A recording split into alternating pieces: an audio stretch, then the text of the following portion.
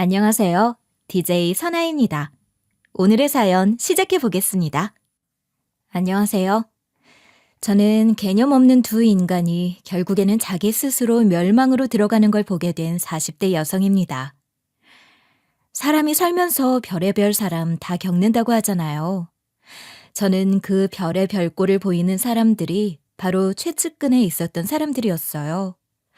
물론 그 별의별 꼴이 저한테까지 영향을 미치지 않았던 나날들이었기에 옆에서 보기만 한 세월이 10년이었지만 그 10년이 훌쩍 넘은 뒤에 저한테까지 그 꼴이 미칠 줄 어떻게 알았겠어요. 제가 대체 어떤 별꼴을 다 보게 되었는지, 그리고 그 인간들의 최후가 어떻게 되었는지 지금부터 낱낱하게 한번 이야기를 해볼게요. 그 두 별의별 짓을 다 하는 인간 두 명은 시모와 신우였습니다. 시모와 신우는 쿵짝이 되게 잘 맞는 사람이었어요. 처음부터 모녀끼리 쿵짝이 잘 맞아서 제가 시집을 가기 전부터 이미 여러 가지 사고들을 치면서 살고 있었기 때문에 시아버지나 남편이 되게 골치를 많이 썩었었죠. 제가 봤을 때도 둘이서는 절친도 그런 절친이 따로 없었습니다. 솔직히 모녀가 같이 친구처럼 잘 지내고 하는 모습 보면 보기 좋고 훈훈하고 그렇잖아요. 근데 이 둘은 아니었어요. 옆에서 둘이 같이 있는 것만 보면 그저 한숨이 나올 정도로 둘이서 하고 다니는 일들이 한심하기 짝이 없었죠. 특히나 이 둘이 제일 잘하고 다니는 게 맨날 네일 아트하고 옷 사러 다니면서 사치 부리는 게 일상이었는데요. 그것뿐만 아니라 뭐 얼마나 더 예뻐지겠다고 주기적으로 성형외과에 가서 시술도 자주 받고 그랬었죠. 근데 솔직히 말해서 그 둘의 모습은 너무 시술을 많이 받아서 꼭 성귀 같은 얼굴이었어요. 제 측근한테 이런 말 하는 것도 솔직히 좀 미안한 말이긴 하지만 어쨌든 이건 저만 말하는 게 아니고 저희 남편이나 시아버지까지도 그렇게 말할 정도로 둘이서 시술을 너무 많이 받고 다녔었죠. 근데 그것도 사실 자기 돈으로 그러고 다니면 할 말 없잖아요. 하지만 이 둘은 자기 돈으로 사치를 부리는 것도 아니었습니다. 시모는 결혼을 하면서부터 평생을 주부로만 살았던 사람이라고 하지만 신우는 어릴 때는 좀 돈 모으는 재미에 빠져서 직장도 열심히 다니고 일도 하면서 돈을 좀 모았던 것 같은데 언젠가부터 일을 그만두고는 완전히 반대로 쓰는 재미에 빠져서 그동안 모아놓았던 것들을 다 탕진해버리고 그 이후에는 시아버지가 벌어오는 돈으로 사치를 부리고 있었어요. 시아버지는 처음부터 이 둘을 많이 말리셨어요. 근데도 말을 안 듣는 이 두 모녀는 시아버지가 벌어오는 돈이 아깝지도 않은지 계속해서 사치를 부려댔죠. 특히나 시아버지는 이 둘이서 성형외과 시술을 받는 걸 제일 싫어하셨습니다. 그래서 맨날 말리곤 했었죠. 그 얼굴에다가 쓰잘데기 없는 짓 좀 그만해. 나이 들어서 뭐 하는 짓이야. 나이 먹으면 나이 먹는 대로 그냥 곱게 늙을 생각이나 할 것이지 추잡스럽게 뭘 그렇게 젊어지겠다고 얼굴에다가 아까운 돈을 뿌려대길. 요즘 시대가 얼마나 좋은데 늙는 대로 그냥 늙어? 나는 젊게 오래오래 살 거야. 그리고 내 친구들도 다 해. 뭐 나만 하는 줄 알아? 웃기지 마. 지금 당장 길거리 나가봐. 당신 같은 얼굴 하고 있는 여자들이 어디에 있나? 사람이 말이야 부끄러운 줄 알아야지. 얼굴을 무슨 괴물 마냥 해놓고는 뭘 자랑이라고 그걸 말을 해. 앞으로 한 번만 더 그 짓거리 해봐. 가만 안 둘 줄 알아.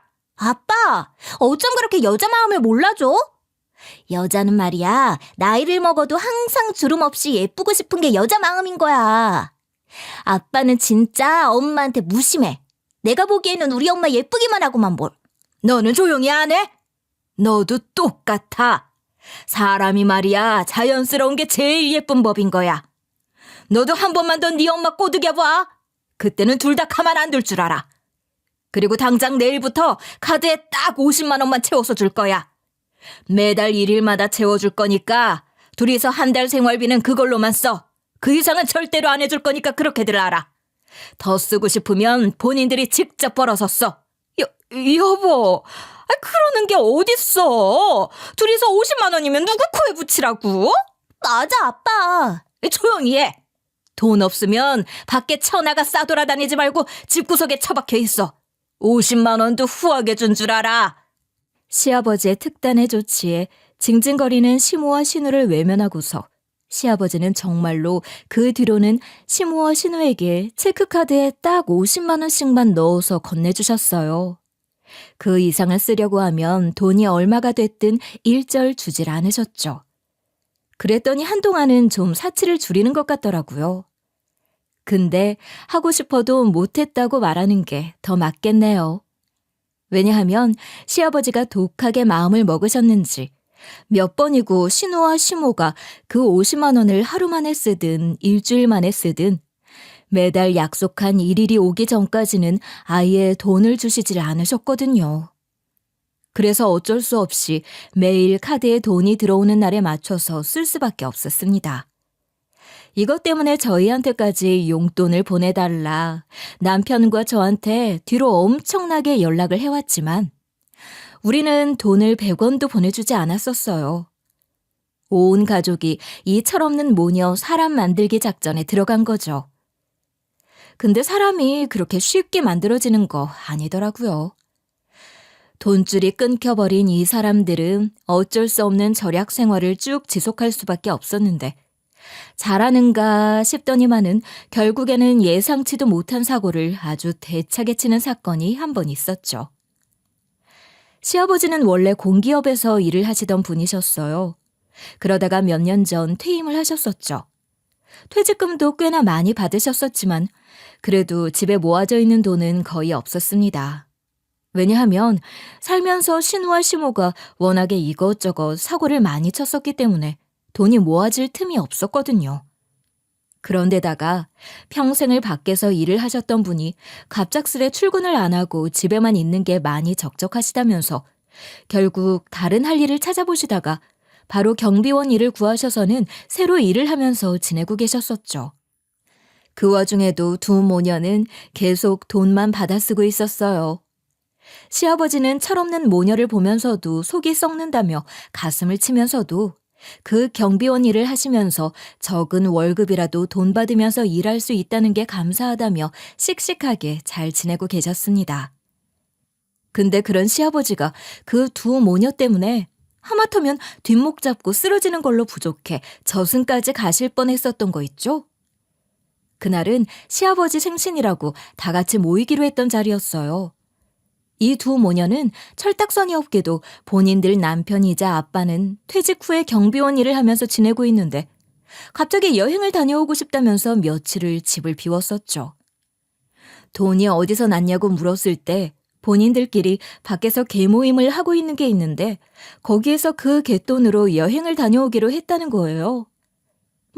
자기네들끼리 알아서 비용 다 채워서 다녀온다고 하니 다들 탐탁지 않아 했지만 의심 없이 보내줬었죠. 하지만 시아버지 생신 당일에 보인 그 둘의 모습은 충격 그 자체였습니다. 왜냐하면 모녀끼리 여행을 갔다가 오겠다고 했던 그 두 사람이 신우는 얼굴에 붕대를 칭칭 감고 시모 역시 얼굴이 난리가 난 상태에서 스카프로 얼굴을 가리고 그 위에는 선글라스까지 낀 말 그대로 괴상한 모습을 하고서 집에 들어왔거든요. 그 모습을 본 우리는 놀라 까무러칠 뻔했습니다. 당연히 시아버지도 입을 떡 벌릴 만큼 깜짝 놀라셨죠. 뭐야? 두 사람 꼴이 왜 이래? 다쳤어? 오는 길에 교통사고라도 난 거야? 얼굴들이 다 왜 그래? 처음에 시아버지는 이 둘이 밖에서 크게 다친 건 줄 알고는 깜짝 놀라 걱정을 하셨었어요. 그 말에 저희들도 덩달아 정말 사고가 난 건가 싶어서 걱정스러운 마음으로 그 둘을 쳐다봤었죠. 근데 우리의 걱정이 허무맹랑하게 느껴질 정도로 그 뒤에 들려오는 소리가 기가 막혔습니다. 아빠, 실은 그게 아니고 우리 성형수술했어. 아직은 나는 붕대를 풀면 안 된다 그래서 이대로 왔고 엄마도 아직 얼굴이 말이 아니라. 뭐라고? 성형수술? 둘이서 지금 성형수술을 했단 말이야? 여보, 정확하게 말하면 얘는 턱이랑 코 성형수술한 거고 나는 주름 없애는 수술이라고 해서 안면 거상술이란 수술이 있는데 그거 한 거야. 난 심각한 건 아니야. 그냥 얼굴 살 좀 쫙 당겨서 주름 살짝 없앤 것뿐이야. 거의 시술 같은 거야, 시술. 이 둘의 대답에 시아버지는 너무 큰 충격에다가 화가 나셨는지 실제로 머리를 짚으면서 쓰러지려고 하셨었어요. 그만큼 이 둘의 꼴이 말이 아니었었거든요. 그 모습을 보고 있자니 저와 남편 역시도 황당해서 말이 다 안 나올 지경이었습니다. 근데 제가 좀 이상한 부분이 있어서 질문을 하나 했고 그때부터가 진짜 충격의 시작이었죠. 원래 그 둘이 여행 다녀오겠다고 했던 곳은 일본이었어요. 근데 일본 여행 아무리 열심히 돌아다니고 열심히 써도 200만 원, 300만 원까지 쓰기도 어렵잖아요. 근데 코, 턱 수술에 안면 거상술까지 했으면 적어도 1,000만 원 이상은 들었다는 얘긴데 저는 이게 이해가 안 되더라고요. 그래서 그 자리에서 둘에게 물었죠. 그리고 그 질문이 완전 신의 한 수였을 줄 누가 알았겠어요. 아가씨, 어머님, 근데 그 수술비 얼마나 들었어요? 두 분이서 그 개모임에서 여행 다녀온다고 하셨었잖아요. 근데 그 여행 경비라고 해봤자 한 사람 앞에 얼마 들지도 않을 텐데 그 돈으로 성형수술을 하신 거예요? 평소에 둘이서 갯돈 넣을 돈도 없었을 텐데 성형수술 할 만큼의 큰 갯돈이 두 사람한테 떨어졌다는 것도 좀 이상하고 말이에요. 저는 정말 순수하게 궁금한 마음에 물어봤습니다. 그런데 제 질문 하나에 얼마나 웃긴 일이 벌어졌는지 알아요? 얼굴에는 붕대 칭칭 감고 퉁퉁 부어서 말하고 웃기도 힘들어하는 사람들이 제 말 한마디에 눈동자가 아주 태풍처럼 흔들리기 시작하는데 그 황당스러운 표정 때문에 얼굴에 경련이 다 오더라고요. 그 모습이 어찌나 또 희한하던지 저는 솔직히 웃음이 나올 뻔했습니다. 근데 시아버지 입장에서는 그때부터가 진짜 사건의 시작이었죠. 이 둘의 표정을 보자마자 대번에 그 갯돈은 다 거짓말이라는 사실을 알게 된 시아버지는 난리가 나기 시작했어요. 그리고는 바로 그들의 만행이 만천하에 드러나기 시작했습니다. 뭐냐고? 너네들 그 갯돈 받았다는 거 다 거짓말이지? 그래, 현금은 손에 쥐고 있지도 않던 인간들이 갯돈을 퍼부었을 리가 없지. 그걸 생각 못하고 고지고대로 믿은 내가 또 바보였구만. 바보였어. 당장 풀어 빨리. 그 돈 어디서 났어? 어디서 났냐고? 여보, 아니라고. 이거 진짜 우리 개모임에서 받은 거 맞아. 정말이야. 맞아, 아빠. 언니 진짜 웃긴다. 왜 괜히 우리 의심을 해서는 아빠까지 난리 나게 만들어요? 아니, 아버님 말대로 두 분 원래 현금은 가지고 있지도 않았고 아버님이 체크카드로 바꿔서 드리기 전까지는 신용카드만 가지고 있었잖아요. 거기다가 현금 카드 쓴 지는 얼마 되지도 않았는데다가 매달 아버님이 넣어주시는 현금이라고 해봤자 50만 원인데 근데 그 돈으로 몇 달 갯돈 퍼붓고 성형수술 할 만큼의 갯돈을 받았다는 게 좀 말이 안 되지 않아요? 당신 말이 맞네. 엄마랑 너 빨리 바른 대로 말해. 잠깐 아빠. 이 두 사람 아빠가 몰래 감춰놨던 통장에 있는 돈 꺼내다가 쓴 거 아니에요? 그 큰 돈이 갑자기 어디서 나? 돈 벌 구멍도 없는 사람들이 어디 가서 빌려 쓸 리도 없고. 제 말에 동의를 해주던 남편은 문득 촉이 왔는지 바로 시아버지에게 통장을 확인해 보라고 했고 시아버지도 느낌이 이상한지 바로 통장을 찾으러 들어가셨습니다. 그때부터 이 모녀가 난리가 나기 시작했어요. 왜냐하면 진짜로 시아버지 통장을 훔쳐다가 쓴 게 맞았거든요. 이 둘은 시아버지가 통장을 찾으러 가기도 전에 바로 무릎을 꿇고는 싹싹 빌기 시작했습니다. 여보, 미안해, 여보. 우리가 잘못했어. 아니, 난 얘가 꼬셔서 그랬어. 그거 잠깐 빌려다가 쓰고서 우리가 돈 모아서 넣어놓으면 된다고 그래서 잠깐만 빌려 쓰는 개념으로 썼던 거야. 진짜야. 아빠, 내가 꼬신 거 아니고 엄마도 평소에 주름 때문에 맨날 고민하니까 난 추천만 해준 것뿐이야. 그리고 진짜로 돈은 빨리 넣어놓으려고 했었고. 이 둘은 정말 손이 발이 된다는 게 이런 거구나 싶을 정도로 처절하게 손을 싹싹 빌어가면서 시아버지한테 변명을 하기 시작했습니다. 하지만 이미 시아버지는 자기 통장에 돈을 댔다는 것 하나만으로 화가 나셔서는 눈에 보이는 게 없으신 듯 했죠. 나중에 다시 정확하게 상황 파악을 해보니까 전개가 이렇게 되었던 거였더라고요. 신우는 평소에 코랑 사각턱 때문에 고민을 엄청 많이 하던 사람이었었어요. 안 그래도 외모에 관심이 많은 사람이 살짝 매부리 코에 사각턱까지 있으니 그게 얼마나 고민이었겠어요. 그래서 더 늦기 전에 성형수술을 하고 싶었던 신우가 평소 주름 때문에 고민이 많던 시모를 막 꼬시기 시작했던 거였죠.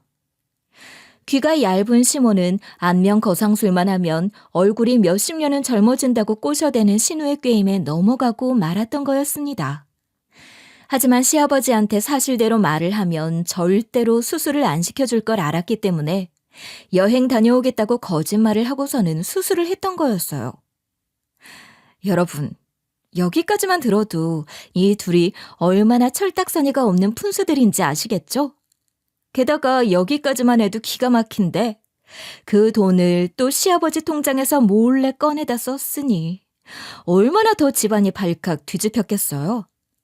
시아버지는 아이의 결혼 초창기 때부터 시모가 씀씀이가 만만치 않았었기 때문에 아이의 통장을 내주질 않으셨었다고 했어요.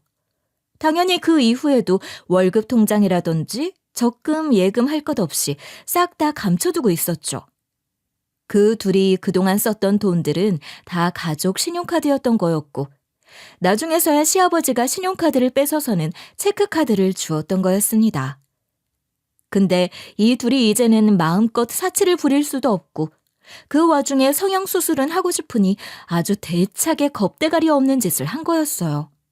그게 바로 시아버지가 경비일로 나가 집이 비어있는 사이에 둘이서 작정을 하고 퇴직금이 들어있는 통장을 찾아낸 거였죠. 사실 시아버지가 통장을 꽁꽁 숨겨놔도 작정하고서 찾고자 하면 왜 못 찾겠어요.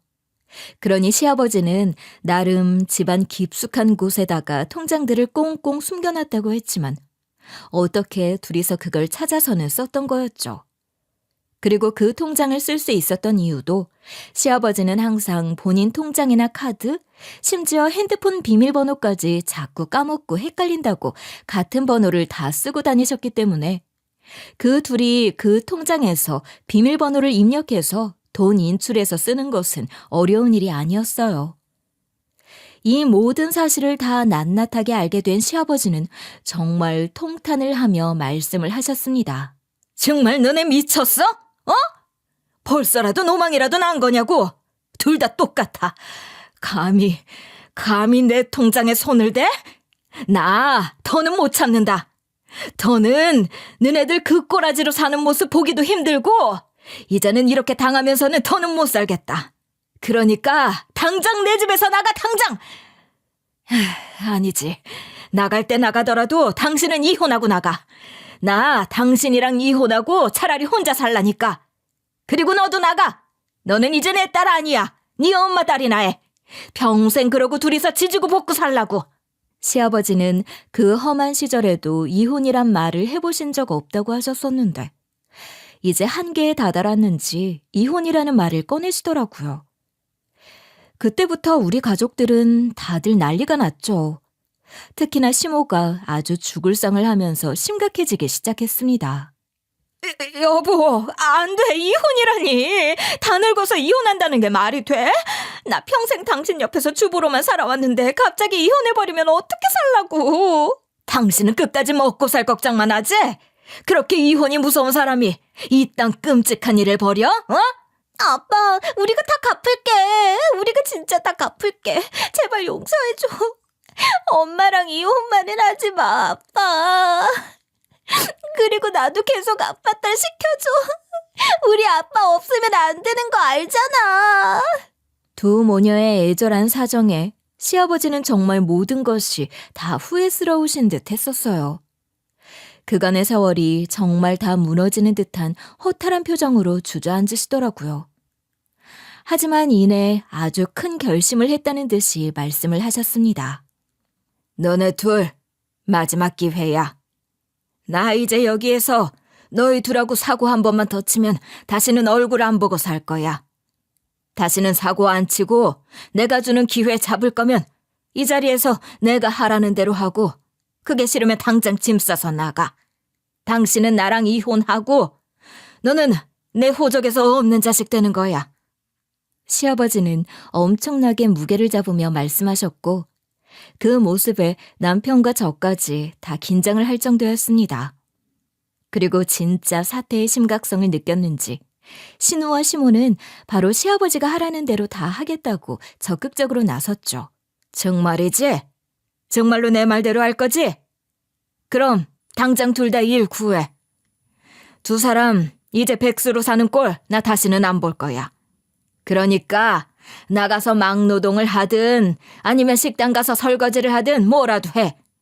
그리고 내 돈 그대로 다 제자리로 돌려놔. 그게 내가 주는 마지막 기회야. 시모와 신우는 시아버지의 말을 듣자마자 그런 게 어디 있냐면서 갑자기 일을 어떻게 하냐면서 난리가 났지만 시아버지의 뜻은 꺾이지 않았습니다.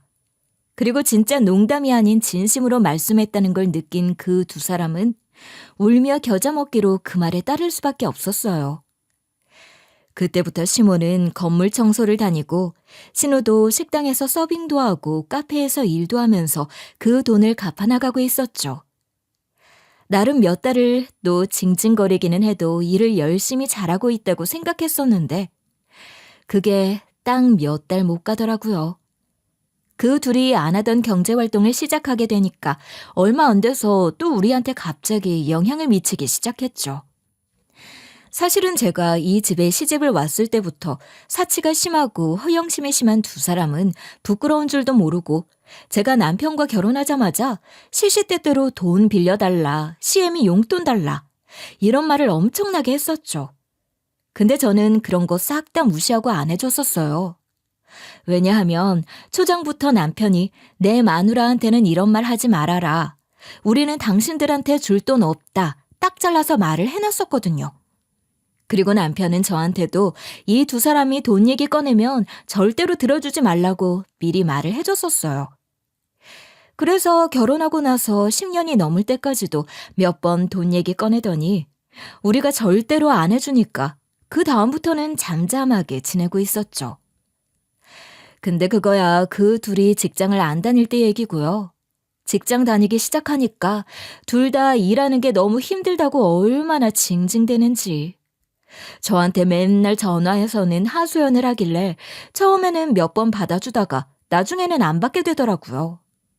제가 더는 받아주지 않으니 이 두 사람도 더는 전화를 하지는 않았지만 슬슬 일을 또 그만두고 집안에 들어가 있기 시작하더라고요. 시아버지 눈치를 슬슬 보더니만 일이 너무 힘들다며 딱 한 달만 쉬다가 다시 일하겠다면서 온갖 핑계를 대더니만은 또 흐지부지 일도 안 하고 또 그냥저냥 지내고 있었죠. 그게 뭐 상관은 크게 없었습니다. 어차피 그들 인생 그들이 사는 거고 저와는 아무런 상관이 없다고 생각을 했었거든요. 근데 저한테 그게 큰 타격으로 오게 될 줄 누가 알았겠어요. 저는 원래 친정 부모님이 두 분 다 정정하셨었어요. 특히나 친정아빠는 매일 아침에 조깅도 하시고 운동도 열심히 하셨던 분이었기 때문에 건강 하나는 남부러울 게 없는 분이셨었죠.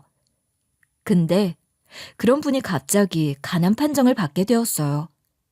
저는 형제가 아무도 없이 외동이었는데 정말 너무너무 힘들더라고요. 아빠가 암투병하는 모습을 보고 있자니 정말 생사를 찢기는 고통이라는 게 이런 건가 싶을 정도로 너무 힘든 시기를 보내야 했었죠. 근데 이때 이 사람들이 저희 아빠가 투병 중이라고 하니까 뭐라고 하는 줄 아세요? 가족들끼리 다 모인 자리에서 저희 아빠가 간암투병을 하게 되었다고 말씀드렸을 때 보였던 그 인간들의 반응이 정말 상상을 초월하는 반응이었죠. 어머나, 안 됐네. 잠깐, 바카사 돈 몇 년 전에 재테크한 걸로 돈 벌어가지고 건물 지어놓은 거 잊지 않았었어? 어머나, 그럼 박가사돈 돌아가시면 그 건물 상속받는 거 아니니? 너 외동이잖아. 엄마야, 이게 웬일이니? 그 건물 꽤나 잘 나간다고 그 동네 소문 자자하던데 그걸 우리 가게 하나 해주면 딱 좋겠네. 너무 잘 됐다. 저는 시모의 반응을 듣자마자 정말이지 뜨악할 수밖에 없었습니다. 내 앞에 있는 이 사람이 사람인지 악마인지 알 수가 없더라고요. 저희 친정아빠는 젊은 시절 재테크로 건물을 하나 사놓은 게 있으셨었는데 그 얘기를 다짜고짜 꺼내는 게 아니겠어요? 심지어는 우리 아빠가 돌아가실 것부터 얘기하는데 이런 소리 듣고 가만히 있을 딸이 어디 있을까요? 저는 그 말을 듣자마자 시모에게 큰 소리를 내면서 따졌죠. 어머님, 우리 아빠가 죽긴 왜 죽어요? 우리 아빠 병 다 이기고 건강하게 오래오래 사실 거예요. 그리고 혹여라도 그 건물 제가 받게 된다고 한들 어머님이랑 아가씨한테 내줄 건 단 1평도 없으니까 꿈 깨세요. 어머 언니, 지금 우리 엄마한테 언성 높이는 거예요? 진짜 버르장머리 없다. 아닌 말로 우리 엄마가 뭐 틀린 말 한 거 하나도 없는데 왜 그렇게 역정을 내요? 언니, 현실적으로 생각해요. 현실적으로. 지금 그렇게 감정적으로 나온다고 해서 뭐 해결되는 거 하나라도 있어요? 아니잖아요. 현실적이고 감정적이고 뭐고 우리 아빠가 아프다는데 거기다 대고 자기 이속이나 먼저 생각하는 사람들한테는 예의 차릴 생각도 없고 더는 제 식구라고 생각하면서 살고 싶지도 않네요. 아버님, 죄송하지만 저 이런 말 들으면서까지 여기 더는 못 있을 것 같아요. 그리고 당분간은 저 여기 못 올 것 같아요. 지금 심정 같으면 평생 어머님이랑 아가씨 얼굴 쳐다도 보고 싶지 않아서 말이에요. 그럼 이만 가보겠습니다. 시아버지는 잔뜩 분노를 하는 저를 보면서 얼른 가보라고 말씀을 하셨고 그 뒤로도 시모와 신우는 적반하장으로 나왔지만 시아버지가 호통을 치면서 혼내주시는 통에 저는 외면하고 바로 나올 수 있었어요. 그 이후로 정말로 시모와 신우는 아예 보고 싶지도 않아서 그때부터는 연을 끊다시피 하고 시아버지 얼굴만 보면서 지냈습니다. 그러면서 저는 쭉 친정아빠 투병에만 신경을 썼지만 끝내 아빠는 돌아가셨죠. 그때도 그 둘은 장례식장에 와서 밤만 축냈었어요. 그 꼴이 얼마나 보기 싫고 밉던지. 솔직히 좋게 말도 안 나가고 하고 싶지도 않더라고요. 그래서 그냥 거의 틱틱거리면서 장례식장에서도 맞이했었네요. 근데 그보다도 더 저를 분노하게 하는 일이 일어날 줄 누가 알았겠어요?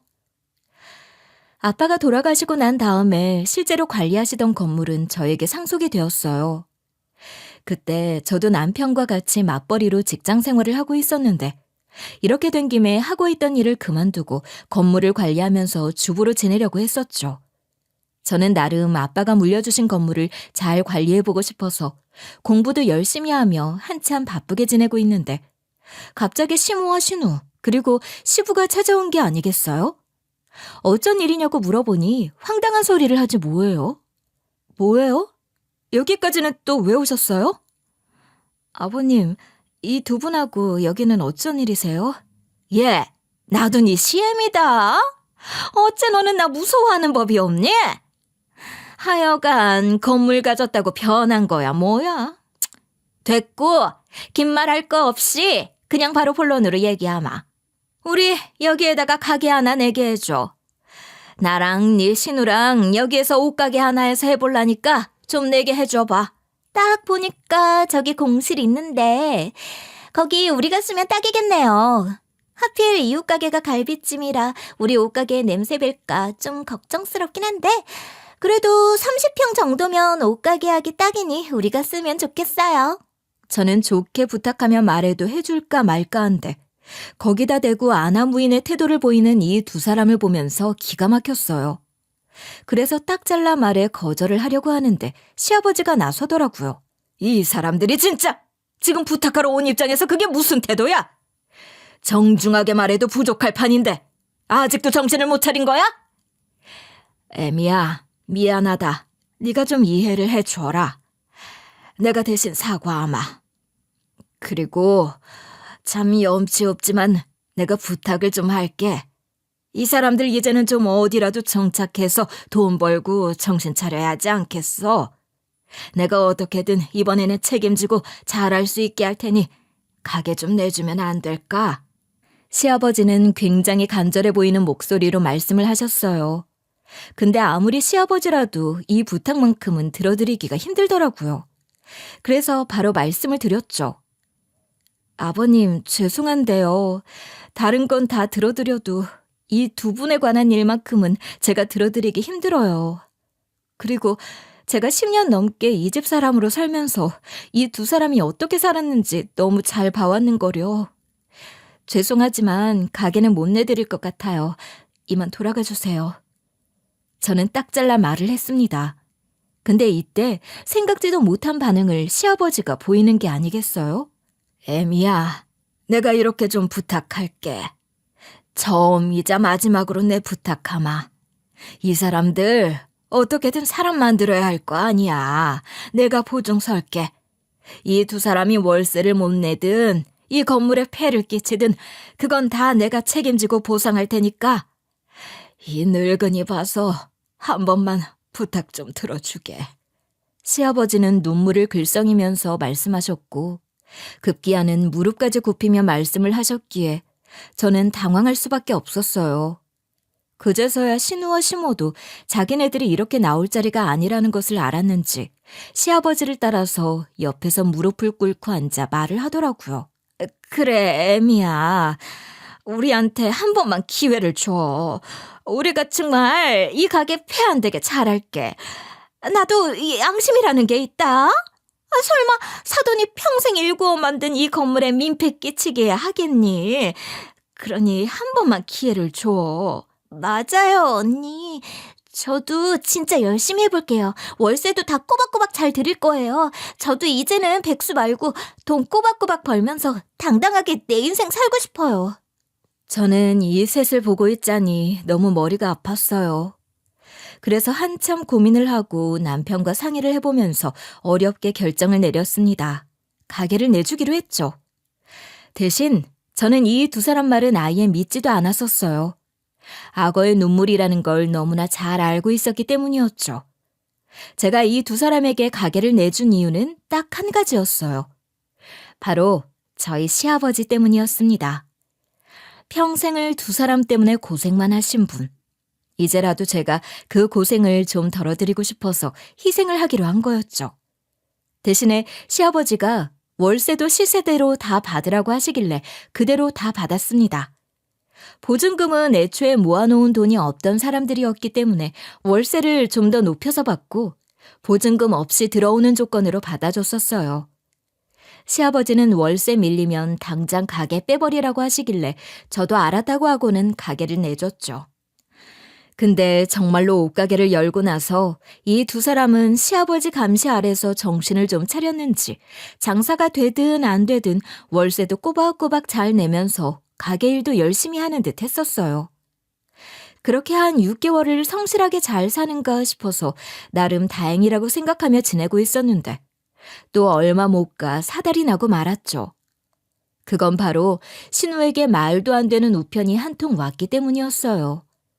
다른 우편도 아닌 법원에서 온 우편이었고 그 내용은 놀랍게도 조정기일 통지서였습니다.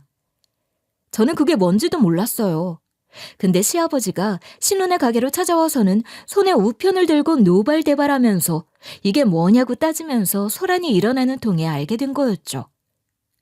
조정기일 통지서는 다름 아닌 위자료 조정에 관한 사항이었고 신우가 먼저 받아서 본인 방에 놓았던 걸 시부가 빨래한 신우 옷을 가져다 주느라 들어갔다가 화장대 위에 놓인 걸 보면서 알게 된 거였죠.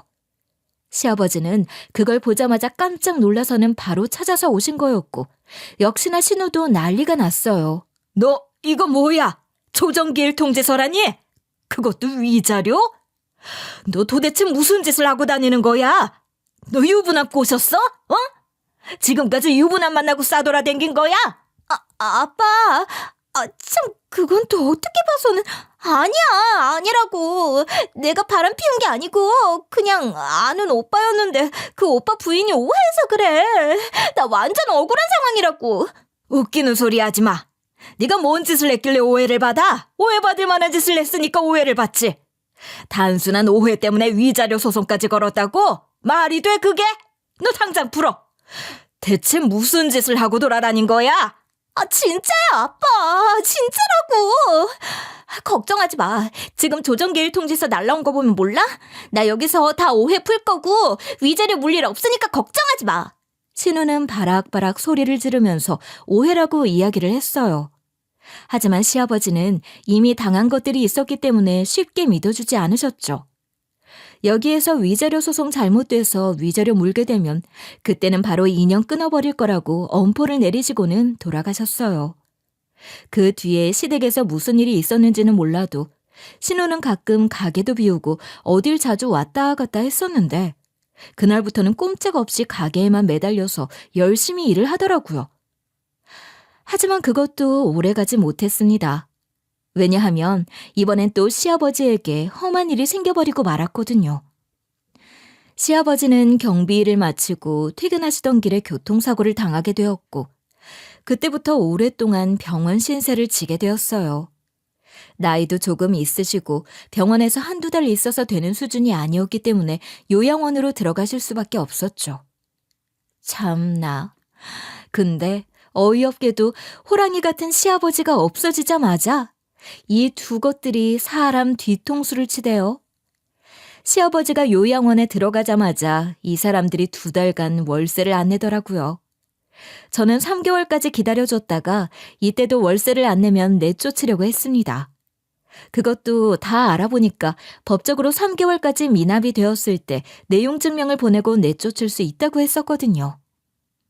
근데 그 전에 제가 법적으로 혼내주기 전에 건물주로서 혼쭐 내줄 수 있는 거잖아요. 그래서 일단 깽판을 치려고 가게부터 찾아갔죠. 참나. 근데 사람 뻔뻔함 어디 안 가더군요. 시모가 절 보더니 잘 왔다면서 뭘 내미는 줄 아세요? 바로 얼토당토 않은 계약서 한 장이었습니다. 예, 마침 너 잘 왔다. 안 그래도 오늘이나 내일 너 좀 찾아가려고 했었는데. 자, 이것 좀 봐라. 월세 10만 원으로 계약서 써놨으니 도장 찍어라. 널 신우가 쓸 거다. 얘가 다른 업종으로 바꿔서 좀 써본다고 하니까 그냥 도장 찍으면 돼. 이건 또 무슨 경우인가요? 진짜 다채롭네요, 다채로워. 대체 이건 무슨 경우인 건데요? 이게 또 눈에 불을 켜고 달려드네. 예, 나도 이제 좀 쉬어야 하지 않겠니? 내가 이 나이 먹고 남편 무섭다고 벌벌 떨면서 돈 벌어먹고 살아야겠어. 왜 이렇게 말귀를 못 알아들어? 어차피 네 시아버지도 요양원 가 있으니 네 편은 없어.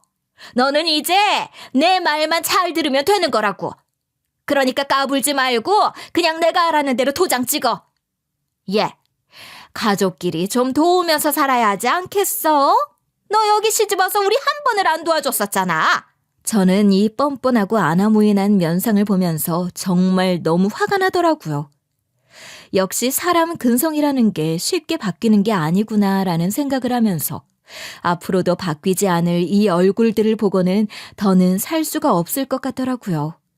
그래서 말했죠. 그래요? 그럼 저 더는 여기 가족 안 할래요. 어머님 아들이랑 저 이혼 도장 찍고 다시 얘기하시죠. 지금 당장 내 건물에서는 나가고요. 뭐야? 이혼? 이게 진짜? 너는 애가 왜 그 모양이니? 왜 이렇게 싸가지가 없어? 내가 진짜 내 남편 때문에 참고 있었는데 안 되겠다. 너 좀 혼나야겠어. 제가 세게 나오니까 시모는 급기야 저더러 싸가지가 없다면서 머리채를 잡아대기 시작했어요. 순간 눈물이 나올 만큼의 격한 당김에 당황했지만 얼른 정신을 차리고는 시모의 손을 있는 힘껏 뜯어내려고 했어요. 근데 이 시모는 밥 먹고 힘만 키웠는지 쉽게 떨어져 나가질 않더라고요.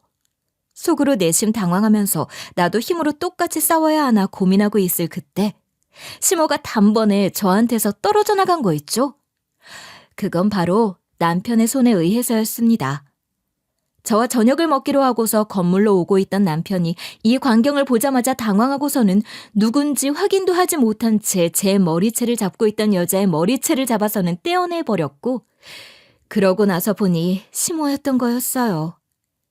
졸지의 아들한테 머리채 잡힌 꼴이 된 시모는 대성통곡을 하면서 아들 잘못 키웠다며 난리를 피워댔어요. 신우는 자기 오빠한테 어떻게 엄마 편을 안 들고 마누라 편을 들 수 있냐면서 옆에서 화를 내고 있는데, 저는 남편한테 이혼 통보하면서 자초지종을 다 설명했습니다. 그랬더니 제 말에 화가 난 남편이 갑자기 어디론가 전화를 하더라고요. 그건 바로 시아버지였습니다. 왜냐하면 남편이 시아버지를 요양원에서 진즉에 퇴원을 시켰었거든요. 며칠 전에 남편이 시모와 신우 모르게 시아버지를 퇴원 수속을 밟았었고, 시아버지는 그대로 집으로 들어가시지 않고 저희 집에서 지내고 계셨었어요. 처음에는 시아버지께서 먼저 본인을 몰래 퇴원시켜주고 저희 집에서 좀 며칠 머무르게 해달라고 하시기에 의아했었는데, 그 의중을 듣고 나서는 단번에 그렇게 하시자고 했었죠. 시아버지가 그렇게 말씀하신 이유는 이 둘이 본인이 없어도 성실하게 잘하고 있는지 감시를 하려고 했던 거였어요. 우리 시아버지가 저를 많이 생각해 주신다고 했었잖아요. 그래서 시아버지는 본인 부탁으로 제가 이 둘에게 가게를 내주기도 했고, 또 저한테 못되게 하나 안 하나 확인도 하실 겸 그러셨던 것 같아요. 하지만 결국에 이 둘은 그 함정에 제대로 빠져버리고 말았고, 이 모든 사달을 또 다 듣게 된 시아버지는 거의 뒷목 잡고 쓰러지려고 하셨었어요. 왜 이런 짓을 또 벌였냐고 했을 때 시모와 신우는 무서운 사람이 시부가 없으니까 지들 마음대로 했다는 겁니다. 진짜 어이없지 않나요? 근데 진짜로 어이없는 일은 따로 있었어요. 사실 이 둘의 진짜 속내를 알게 되기까지는 그리 오래 걸리지 않았죠. 타이밍이 기가 막히게도 신우에게 위자료 소송을 건 상대편 남자의 와이프가 시댁으로 찾아왔었거든요. 알고 봤더니 단순히 아는 오빠였다는 신우의 말은 다 거짓말이었습니다. 진짜로 신우는 바람을 피웠던 거였었어요. 증거가 빼도 박도 못하게 다 있는데도 불구하고 다 조작이라면서 우기며 위자료를 안 내놓으려고 하니, 거기에 열이 받은 그 상대편 남자의 와이프가 신우에게 복수한답시고 시댁으로 자기가 가지고 있는 모든 증거물을 다 찾아와서는 시아버지에게 보여주었죠. 그때 당시 저희 집에 있던 시아버지 짐을 다 옮겨다 드린다고 시댁에 잠깐 방문했을 때였는데, 그 여자가 찾아와 저랑 남편도 모든 상황들을 다 지켜볼 수 있었어요. 그 여자에게서 충격적인 사진들을 다 보고 난 뒤 시아버지는 난리가 났습니다. 너 이게 뭐야? 그냥 아는 사람이었다며? 너는 아는 사람이랑 손도 잡고 포옹도 하냐? 어? 네가 무슨 외국인이야? 여기가 미국이냐고? 이딴 남사스러운 짓은 다 하고 다녔으면서 오해? 이게 어떻게 오해야? 어딜 봐서 오해냐고? 아빠, 이거 진짜 잠깐이었어. 여기서 더 뭐 하지도 않았다고. 웃기지 마. 이제 다시는 네 말 안 믿어. 당신도 다 알고 있었지? 다 한통속이었지? 다 알면서 나를 속인 거였잖아. 여보. 맞아요. 이 아줌마도 다 알고 있었어요. 이 아줌마도 내 남편 돈으로 이것저것 많이 샀어요. 저번에 보니까 명품 가방까지 샀더만. 그 돈도 다 물어내. 다 물어내라고. 뭐야? 이 여편 내가 진짜로 노망이 났네. 노망이 났어. 너네 이것들 당장 풀어. 이 상황들 대체 다 어떻게 돌아가고 있는지 싹 다 말하라고. 안 그럼 오늘부로 너네들 죽고 나 죽는 날이니까. 결정적인 상대편 여자의 말에 집안은 완전히 초토화가 되어버리고 말았고, 시아버지의 분노는 극에 달해 시모와 신우를 다그쳤어요. 서슬퍼런 분노에 시모와 신우는 싹 다 자신들의 상황들을 풀기 시작했습니다. 전반적인 상황들을 다 들어보니 신우는 결혼도 안 한 노처녀였었는데 돈 많은 유부남을 꼬셔서 바람을 피우고 있었고, 그걸 그 부인한테 걸려서 위자료 소송을 받게 된 거였어요. 위자료가 5천만 원이 나왔는데 그걸 갚아야 할 지경에 이른 신우가 또 시모를 꼬셔서 제 건물에다가 돈도 안 되는 옷가게는 치워버리고 다른 돈 되는 업종을 새로 들여서 가게를 차리고는 다시 사업을 시작해 대출받아서 갚을 생각을 했던 모양이었던 것 같았어요. 시모도 할 말이 없었던 게 신우랑 유부남이랑 그렇고 그렇게 지내는 걸 다 알고 있었고 그 유부남 돈으로 같이 돈도 쓰면서 사치 부리면서 지냈기 때문이었죠. 이 상황들을 그제서야 모두 다 알게 된 시아버지는 그 길로 시모와의 이혼을 선언했습니다. 사람 같지도 않은 것들, 짐승만도 못한 것들 같으니라고. 내가 어떻게든 너네 사람 새끼 만들어서 살아보려고 했는데 더는 안 되겠다. 당신, 당장 나랑 이혼해. 이제 더 기회 없어. 갈라서 당장. 그리고 너도 이제 내 딸 아니다. 그 위자료 네가 알아서 갚아. 죄값 톡톡히 치르라고. 아빠, 안 돼. 내가 돈이 어딨어? 그러지 말고 좀 도와줘. 나 진짜 갚을 능력 없는 거 알잖아. 그래요. 왜 그래, 여보? 이성적으로 행동해. 좀 생각 좀 정리하고 말하라고. 이게 내 생각이고 이게 내 이상적인 행동이야. 왜 이래? 수도 없이 생각했던 거였는데 이제서야 지르네. 이제서야 끝을 맺어. 나 더는 못해. 남편도 딸내미도 아빠도 못해 먹겠으니까 당장 갈라서. 그렇게 시아버지는 화가 있는 대로 나서는 그 둘과 인연을 완전히 끊어버리셨어요. 근데도 이 사람들은 여전히 정신을 못 차리고 마지막 순간까지 돈 빌려달라고 싹싹 비는 거 아니겠어요? 거기다가 제 건물에서 일만 더 할 수 있게 해달라는데 얼토당토 않는 얘기죠. 남편이나 저 그리고 시아버지는 씨알도 안 먹힌다는 듯이 팽 해버리고는 그들을 외면했습니다. 저는 그 와중에 시아버지에게 참 감사했던 게 시아버지가 이렇게 독하게 인연을 끊어버린 이유가 있기 때문이었어요. 그건 본인을 위한 선택이기도 했지만 또 한편으로는 저를 위한 선택이기도 했기 때문이었죠. 시아버지는 본인이 살아있을 때 이 두 인간들과 관계 정리를 본인이 직접 시켜주겠다고 하셨었어요. 만약에 본인이 죽게 되면 이 두 인간들하고 재산 분할도 해야 하고 연 끊는 것도 더 힘들어질 수 있다면서 본인이 해결을 해주겠다며 이 결정을 하시게 된 거였죠. 진짜 시아버지만큼은 저에게 있어서 참부모인 셈이었어요. 결국 그 뒤로 신우는 그 위자료 갚는다고 다시 여기저기 다니면서 일을 하고 있는 모양이었고 시모도 역시나 이혼당하고는 신우와 같이 살면서 돈 벌러 다니고 있는 것 같았습니다. 자신들의 끔찍한 만행을 숨기기 위해서 말도 안 되는 일을 벌인 이 둘은 제대로 벌을 받고 처절하게 발발 기면서 살고 있는 중이네요. 이런 거 보면 인과응보라는 말이 없는 말은 아닌 것 같아요. 저와 남편은 그 뒤로 여전히 사이좋게 잘 지내고 있고 시아버지는 저희가 잘 모시면서 돌봐드리며 지내고 있는 중이랍니다. 건물도 값이 점점 오르고 있는 덕에 우리는 생활도 좀 여유로워져서 요즘은 이보다 더 행복할 수 있을까 싶은 나날들을 보내고 있어요. 앞으로도 저의 행복한 인생을 응원해 주시기 바라며 우리 시아버지의 남은 여생도 건강하게 지내실 수 있도록 함께 응원 부탁드릴게요. 제 사연 들어주셔서 감사합니다.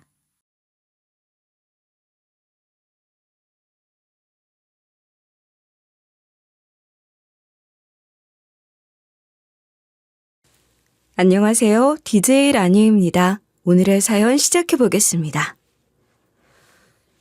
사람이라면 누구나 내 뿌리에 대한 궁금증을 가지고 있는 건 당연하다고 생각해요.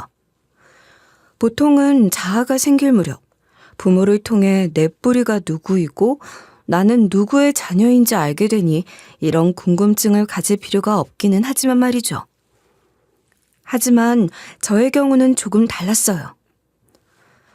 아주 어린 시절 나라는 존재에 대해 인지를 하게 된 순간부터 세상엔 온전히 저 혼자였고 그렇기 때문에 내가 어디서 왔고 내 부모는 도대체 누구인지 알 수 없었기도 했죠. 하지만 막상 그 뿌리를 제대로 알고 나니 막연하게 생각만 했던 후련함은 아니라는 걸 깨닫긴 했네요. 적어도 내 삶에서 내 뿌리가 어떤 영향도 주지 않는다는 걸 이렇게 제대로 느낄 수 있음을 미리 알았다면 그렇게 애타게 나를 찾으려는 노력 따윈 하지 않았을지도 모르는데 말이죠. 안녕하세요. 저는 지방 거점 도시에서 꽤 유명하다고 하는 대학병원에서 근무를 하고 있는 32살 여자입니다. 누구라도 제 직업을 듣고 나면 이미 엄청나게 엘리트 코스를 밟고 고생을 하는 건 단 한 번도 하지 않은 채 오직 공부에만 매진을 하며 살았을 것 같다는 느낌을 지우지 못할 것이라는 거 충분히 이해해요. 하지만 그런 제 직업과 인자하고 여유로운 의사가운 안에는 엄청나게 스펙타클한 인생 스토리가 숨어 있어요. 제가 제 인생을 개척하고 열심히 노력을 해서 지금의 자리까지 올 수 있었던 이유는 어디까지나 온전히 저만의 죽기 살기의 노력 때문이라고 할 수 있어요. 이 세상엔 저를 지켜줄 사람은 아무도 없고 세상이 혼자 버려졌다는 사실을 이미 너무 잘 알고 있었기 때문에 반드시 살아내야 한다는 의지가 결국 이런 저를 만들어낸 동기라고 할 수 있기도 하고요.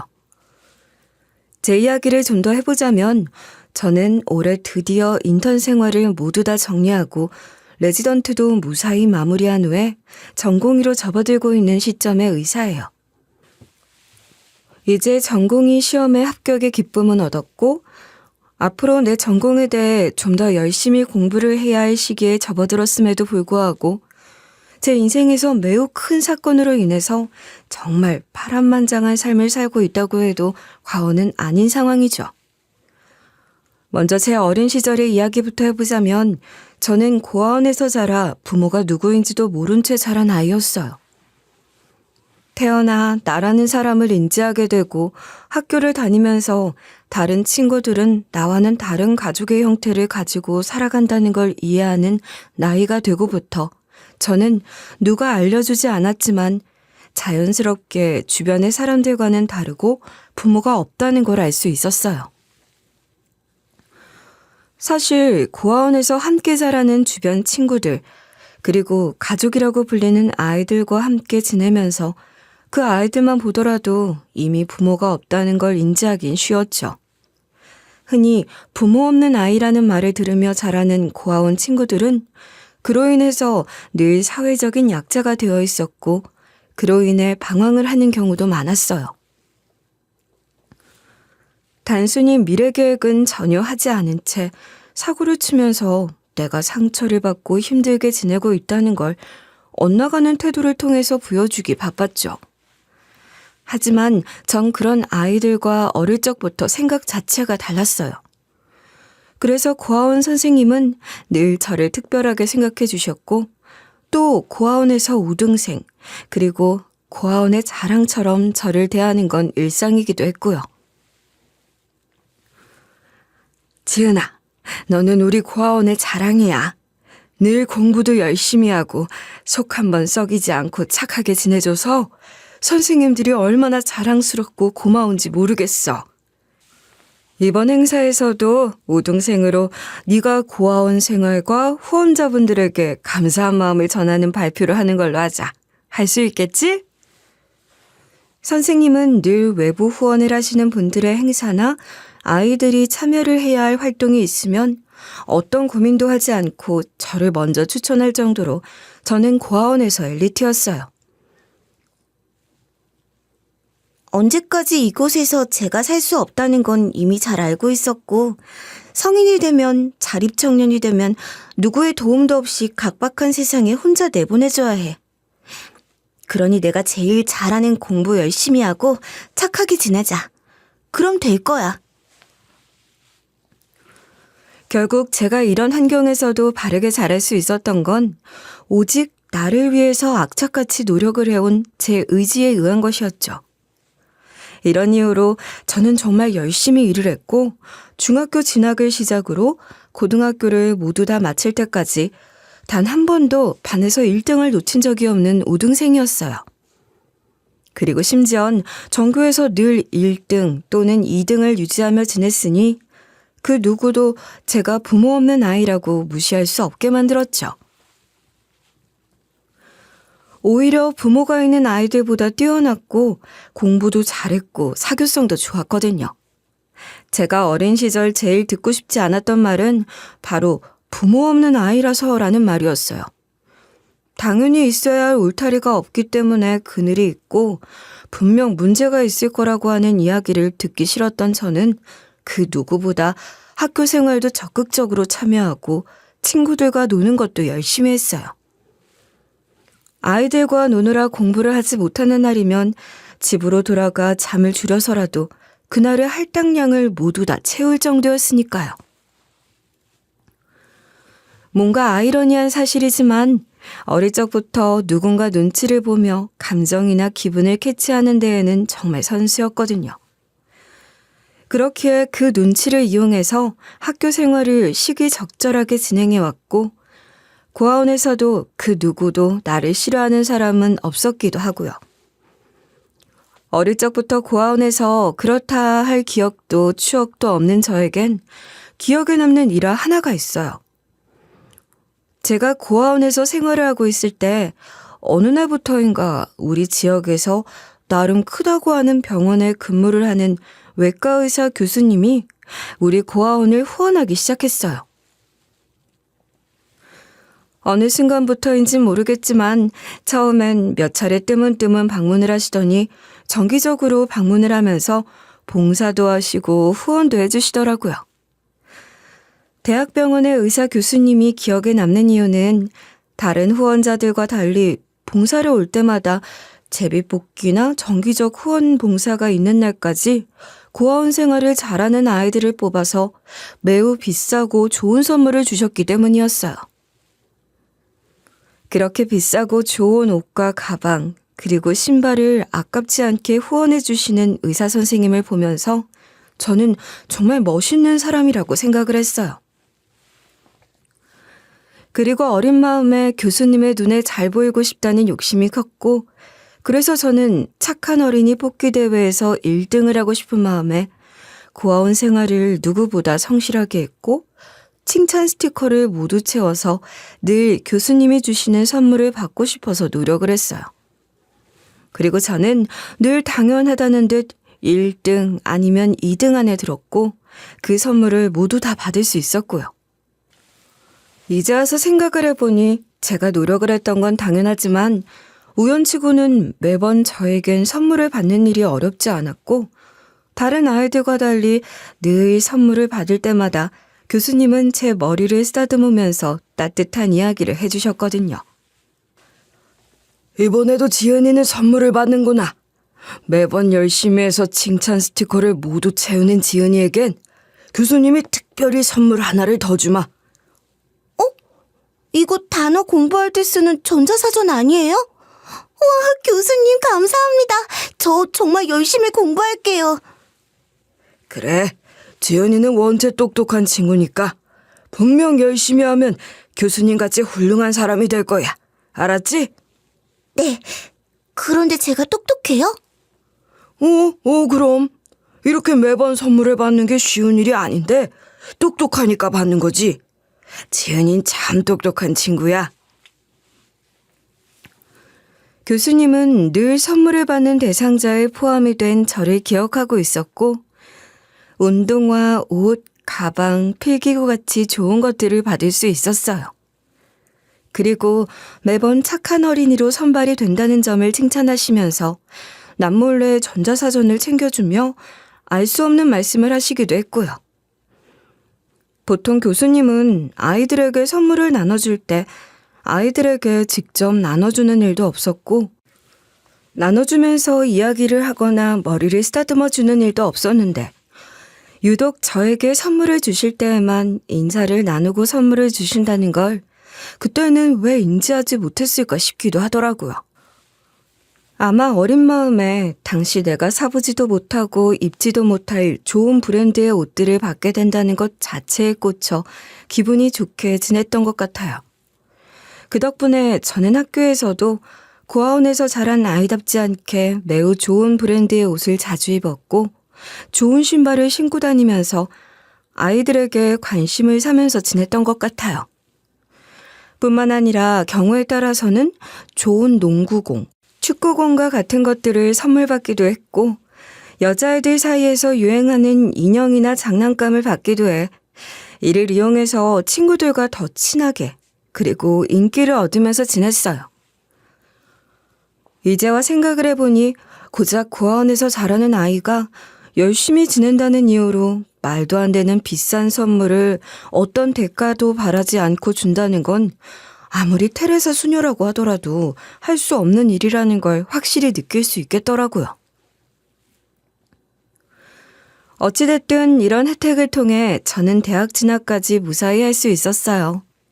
성적이 워낙 좋았기 때문에 사실 어디를 쓰든 합격을 하는 건 당연했어요. 하지만 저에겐 대학 등록금과 입학금을 내줄 부모님이 안 계셨기 때문에 현실적인 선에서 대학 진학을 선택해야 했죠. 그러던 중 우연하게 학교 담임 선생님으로부터 지방 거점 도시 지역 내에서 주는 장학금 제도가 있다는 걸 들었어요. 이 제도의 자격 요건이 제 상황과 딱 부합하고 있어서 제가 지원을 하면 장학금을 통해서 대학 진학을 할 수 있을 것 같다고요. 자세히 알아보니 그 장학금은 우리 고아원을 후원해 주시던 교수님의 대학병원에서 진행하는 것이었고, 저는 장학금을 선택해야 했기 때문에 제가 살고 있는 울산 지역 내에서 유명한 국립대학의 의과대학을 진학하게 되었어요.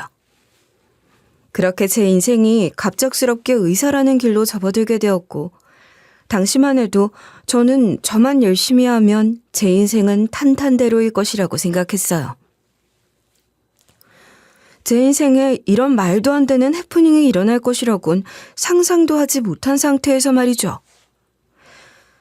그렇게 현실적 상황에 맞춰 저는 대학 진학을 선택했고, 당연히 합격을 해 저의 성인 시작인 20살의 인생이 시작되었어요. 뭔가 기대가 되기도 하고 설레어야 할 봄에 저는 그동안 사회적으로 보호가 필요한 저를 보호하고 지켜줬던 고아원을 나와 자립청년이라는 이름으로 독립을 해야 했어요. 당장의 고민은 학교를 다니며 지낼 곳이긴 했지만 정말 다행히도 학교 기숙사 지원을 했고 합격을 하게 되면서 저는 첫 자취를 기숙사에서 하게 됐어요. 이제부턴 정말 온전히 제 인생을 혼자서 살아가야 한다는 생각이 강했기 때문에 저는 고아원에서 지내던 시절부터 훨씬 더 정신을 똑바로 차리며 살아야 한다고 생각했어요. 무엇보다 당장 나를 먹여 살려줄 사람이 없다는 걸 알았기 때문에 제가 할 수 있는 일은 뭐든 가리지 않고 하면서 제 앞날을 위해 달려가야 했어요. 친구들과의 즐거운 수다 타임도 커피 한 잔도 저에겐 사치였고요. 게다가 제가 선택을 한 것은 의대 진학이었기 때문에 딱 2년의 과정이 끝나기 전까지 어느 정도의 돈을 모아둬야 제가 안정적으로 전공의까지 갈 수 있다는 생각을 했어요. 당장 돈이 한 푼도 없고 학비랑 기숙사는 장학금으로 퉁쳤다고 하더라도 앞으로 먹고 사는 건 내가 책임을 져야 하니까 뭐라도 해야겠어. 일도 하고 공부도 하고 뭐라도 해야 해. 힘내자, 이지은. 그래서 저는 정말 일이라면 가리지 않고 뭐든 했어요. 남는 짜투리 시간을 이용해 카페 파트타임을 지원하기도 했지만 그래도 단연 저에게 가장 높은 돈을 벌어다 주는 건 과외였어요. 과외를 할 수 있다는 것이 얼마나 감사하고 행복하던지 제가 공부를 잘해두길 정말 잘했다는 생각이 들 정도였다니까요. 우리 지역에서도 똑똑한 친구들만 간다는 대학에 의대까지 나온 상황이다 보니 제가 과외를 구하는 일은 그렇게 어려운 일이 아니었어요. 그래서인지 공고를 올린 후 얼마 지나지 않아 정말 빠르게 꽤 부잣집으로 보이는 집에 고등학교 1학년 남자아이의 과외 자리를 구하게 됐어요. 공고를 올린 후 정말 짧은 시간에 많은 연락이 왔지만 제가 그 집을 선택하게 된 이유는 단연 첫째도 돈, 그리고 둘째도 돈이었어요. 다양한 금액 제시를 했지만 가장 높은 페이를 준다고 하기도 했거든요. 물론 제가 지금 아르바이트를 진행하고 있는 카페 아르바이트와 시간이 딱 맞물리게 맞춰주신다는 이야기를 들으니 이것만큼 좋은 조건은 없다고 생각을 했고 바로 결정을 했죠. 아이를 맡겨두신 어머님은 딱 한 차례 저와 인사를 나눴고 그 후론 얼굴을 보기 어려울 정도로 바빴어요. 과외 시작을 하면서 딱 한 번 봤던 터라 별다른 생각 없이 아이를 가르치러 집으로 들어가는데 그때 우연하게 제 눈에 보인 가족 사진을 보고 부러움 반, 궁금한 반으로 바라보다가 눈에 익은 얼굴 하나를 발견했어요. 그분은 바로 제가 고아원에서 생활을 할 때 정기적으로 후원을 해주시러 오셨던 교수님의 얼굴이었어요. 전혀 생각하지 못한 채 지냈던 상황에서 내가 학생이 되어 이 집으로 들어와 교수님의 하나뿐인 소중한 아들을 가르치게 되었다고 하니 뭔가 좀 신기하기도 하고 뿌듯한 마음도 들더군요. 당연히 아들의 과외 선생님에 대해서까지 교수님이 모두 알 필요는 없었고 그렇기에 제가 여기서 아들을 가르친다는 건 꿈에도 그러지 못할 거라고 생각했어요. 그래도 저는 교수님 후원 덕분에 이렇게 그늘지지 않고 행복하게 자랄 수 있었다는 생각을 하게 되면서 그동안은 갚지 못했던 은혜를 이렇게라도 갚아야겠다고 생각을 하며 정말 열심히 가르쳤죠. 과외를 하려고 방문을 한 첫날 아이와 만난 저는 한눈에 알 수 있었어요. 이 아이가 정말 착하고 나와 잘 맞을 것 같다는 생각을요. 그 이유는 방문을 들어서 아이를 마주했을 때 알 수 있었어요. 선생님? 안녕하세요. 처음 뵙겠습니다. 저는 앞으로 배우게 될 박기준이라고 해요. 안녕. 나는 이지은이라고 해. 의대 목표로 한댔지. 내가 앞으로 제대로 가르쳐 줄 테니까 우리 잘해보자. 네. 선생님 오신다고 해서 제가 미리 다과 좀 준비해놨는데 저 테스트 볼 동안 좀 드시고 계세요. 어머, 이런 걸 다. 고마워. 너 정말 세심하구나. 저도 우리 집에 오랜만에 누가 온다니까 좀 들뜨고 반갑더라고요. 그리고 선생님한테 과외는 제가 받고 싶다고 했어요. 제가 무조건 선생님이어야 한다고 했어요. 나를? 날 모르면서 왜 나한테 배우겠다고 했어? 쌤, 느낌에 있잖아요. 선생님 보고 이 쌤이면 지루해하지 않고 할 자신 있겠다 싶었다니까요.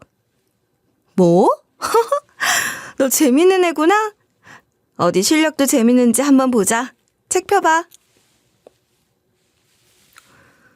이미 나를 선택한 듯 반겨주는 아이를 보면서 기분이 나쁘지 않았고 그렇게 아이와 친분을 쌓으면서 일회성으로 끝날 줄 알았던 과외가 꾸준하게 이어지게 되었어요.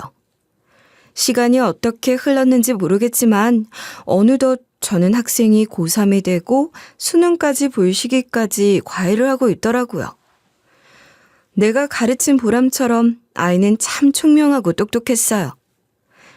아마 제가 아니라 어떤 선생님과 수업을 한다고 하더라도 분명 빛을 발할 아이였죠. 그렇게 아이는 저와 함께 수능까지 보게 되었고 그 결과 대학 합격을 했어요. 합격자가 나온 순간 저에게 전화를 해 소식을 알리는 학생을 보니 내일처럼 내가 부모가 된 것처럼 기분이 날아갈 것 같이 좋더라고요. 쌤, 저 합격이에요. 저도 선생님 후배가 될 수 있어요. 뭐? 합격했어? 세상에 너는 될 줄 알았어. 축하해. 이제 후배라고 해야 하나? 뭔가 신기하죠? 제가 선생님 제자가 아니라 후배가 된다뇨. 그러게. 너랑 나랑 뭐 있나 보다. 가르치던 학생이 우리 학교에 들어와서 내 후배가 되다니. 이제 앞으로 학교에서 보겠네. 앞으로 저랑 친하게 지내주셔야 해요. 아셨죠? 그럼 당연하지. 그럼 너 합격한 덕으로 한턱 쏴라. 쌤, 당연하죠. 뭐 드실래요? 떡볶이? 피자? 말만 하세요. 상황이 이렇게 흐르니 어쩌면 이 집안 사람들과 내 인연은 생각보다 깊을지 모르고 저에겐 분명 긍정적인 영향을 주는 사람들이라고 생각했던 것 같아요. 제자의 대학 입학과 동시에 이제는 학교에서 나름대로 가장 친하게 지내는 학교 후배가 되었고 동시에 둘도 없는 친구가 되면서 가까운 사이로 지냈어요. 그리고 우리는 서로가 서로에게 가장 솔직한 존재가 되었고요. 함께 술을 한잔하면서 언젠가 저에 대한 솔직한 이야기를 들려줄 정도였으니까요. 사실 나는 부모님이 안 계셔. 고아원에서 자랐고. 남들보다 나은 삶은 아니더라도 비슷하긴 살고 싶어서 진짜 악착같이 공부했고, 그래서 지금 여기까지 온 거야. 알고 보면 나란 사람의 과거는 참 구리지. 에? 누나, 나는 오히려 누나가 그런 사람이라고 하니 더 대단해 보이는데? 나처럼 온실 속 화초로 편하게 공부만 한 것도 아니고 누나 인생을 위해 이렇게 노력을 한 건데 구리긴 뭐가 구려. 오히려 내가 반성해야지. 그래? 솔직히 나는 네 인생이 부럽기도 했거든. 나는 왜 그렇게 태어나지 못했을까 싶기도 하고. 그런데도 밝은 너를 보면서 또 위로가 되기도 하고. 내가 참 바보 같은 생각을 했지. 그래도 나한텐 넌 참 소중한 인연인 것 같아. 근데 난 좀 감동인데? 누나가 이렇게까지 나를 생각해주는지 몰랐거든. 근데 누나, 나는 누나 존경해. 내 롤모델이 누구냐고 하면 나는 당연히 누나야. 알지? 솔직하게 내 삶을 털어놓은 사람도 처음이었고, 그런 이야기를 듣고 공감을 해주면서 진심으로 인정을 해주는 경험도 처음이었기에 저도 알 수가 없는 뜨거운 감정들이 몰려오더라고요. 사실 나는 교수님으로 생활하시는 아버지, 그리고 그런 아버지 내조에 여념이 없는 어머니 밑에서 그냥 의무처럼 키워졌기 때문에 가족의 사랑 이런 건 잘 몰라. 근데 그게 부모님이 나를 사랑하는 방식이셨겠지. 솔직히 나 의사 되고 싶지도 않아.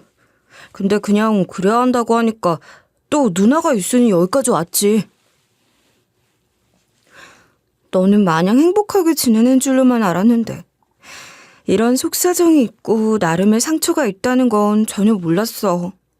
나는 나만 제일 힘들고 불쌍한 사람이라고 생각해왔는데 반성되네. 후배 역시 제 고백에 진심 어린 속마음을 이야기해줬어요. 의대를 오게 된 이후에 제가 꽤 많은 비중을 차지했다고 하니 오히려 고맙기도 하고 마음이 참 이상하더라고요. 저에게도 가족처럼 느낄 수 있는 좋은 인연이 생긴 것 같아 너무 행복했어요. 그러던 중 고아원에 대한 이야기까지 하게 되었는데 제 이야기를 들은 후배의 태도가 조금 이상하더라고요. 나 고아원에 있을 때 너네 아버지가 늘 후원 오셨었다? 맨날 좋은 옷, 신발, 필기구 같은 거 덕분에 많이 받았어. 항상 감사했지. 우리 아버지가? 혹시 누나 고아원이 어딘지 물어봐도 돼? 응? 나 체운보육원. 혹시 아는 곳이야? 어? 아니 궁금해서. 이제 나 집에 가야겠다. 누나 다음에 봐. 조금은 당황한 듯한 애매한 표정으로 나를 바라보다가 급하게 대화를 수습하듯 정리를 하듯 자리를 마무리하더라고요. 아무렇지도 않게 이야기를 나누던 중 아버지의 후원 사실을 이야기하고 고아원 이름을 듣자마자 난색을 표하는 모습이 좀 이상하긴 했지만 기분 탓이겠거니 하면서 가볍게 넘기긴 했어요. 그런데 문제는 그날 이후부터였어요. 저는 평소처럼 생활을 하고 후배와 함께 점심을 먹기 위해서 연락을 했는데 이상하게 그날 이후부터 후배는 제 연락을 피하기 시작하더라고요. 단순히 기분 탓이라고 할 수 없을 정도였고 너무 티가 나게 피하니 느껴질 정도였어요. 뭔가 이상하다는 느낌을 지울 수 없어 바쁜 와중에도 시간을 내 후배와 대화를 시도했지만 후배의 태도는 완벽하게 달라져 있더라고요. 언제부터 우리가 서로에게 의지를 하고 친하게 지냈냐는 듯 완전 다른 태도를 보이면서 기분이 상하게 이야기하더라고요. 우석아, 바빠? 오늘 점심 같이 먹자.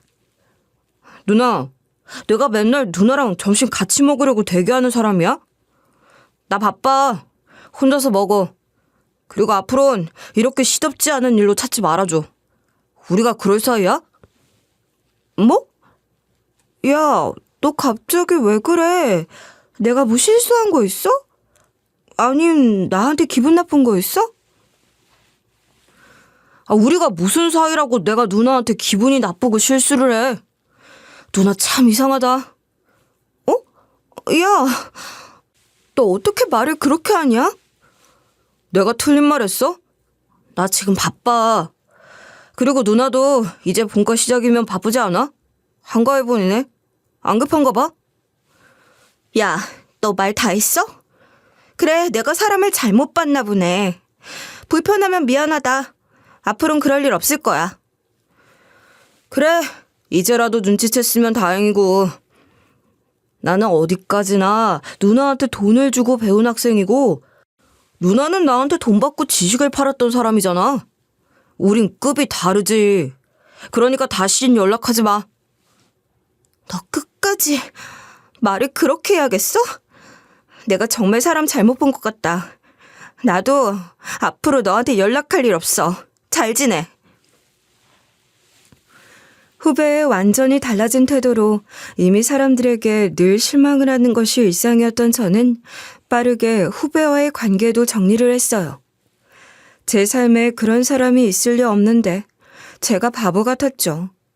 그렇게 저는 후배와의 관계도 정리한 후 정말 바쁘게 지냈어요. 누구보다 독하게 잘 해낼 수 있는 자신은 있었기 때문에 대학 생활을 누구보다 잘 해냈고, 그리고 그 과정에서 단 한 번도 꽈탑을 놓치지 않을 만큼 열심히 했어요. 저는 누구보다 성공을 해야 할 이유가 많기도 했으니까요. 고아원에서 지낼 때만 하더라도 그 누구도 제가 장학금을 받아 의대 진학을 하고 인턴을 지나 결국엔 전공의 시험까지 합격하게 될 거라고 생각하지 못했을 거예요. 하지만 저는 제 나름의 인생 계획이 분명했고, 그렇기에 이 모든 것들이 다 자연스럽게 이루어진 건 아니라는 걸 매우 잘 알고 있었어요. 아무리 똑똑하고 공부를 잘해도 제 스스로 무언가를 이룰 수 없었던 어린 시절과 달리 이제는 제 능력만으로 여기까지 올라왔고 인생은 탄탄대로에 놓인 것이 분명하다고 생각했죠. 그렇게 대학병원에서 인턴 생활을 하며 바쁘게 지냈어요. 그러던 중 하루는 지도 교수님의 심부름으로 병원장실에 들어가 회의 진행에 따른 회의록 작성을 해야 하는 일이 있었어요.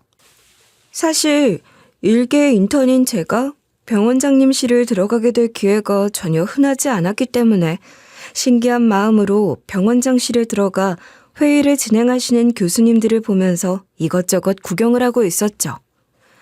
물론 제 업무인 회의록 역시 열심히 작성을 하면서요.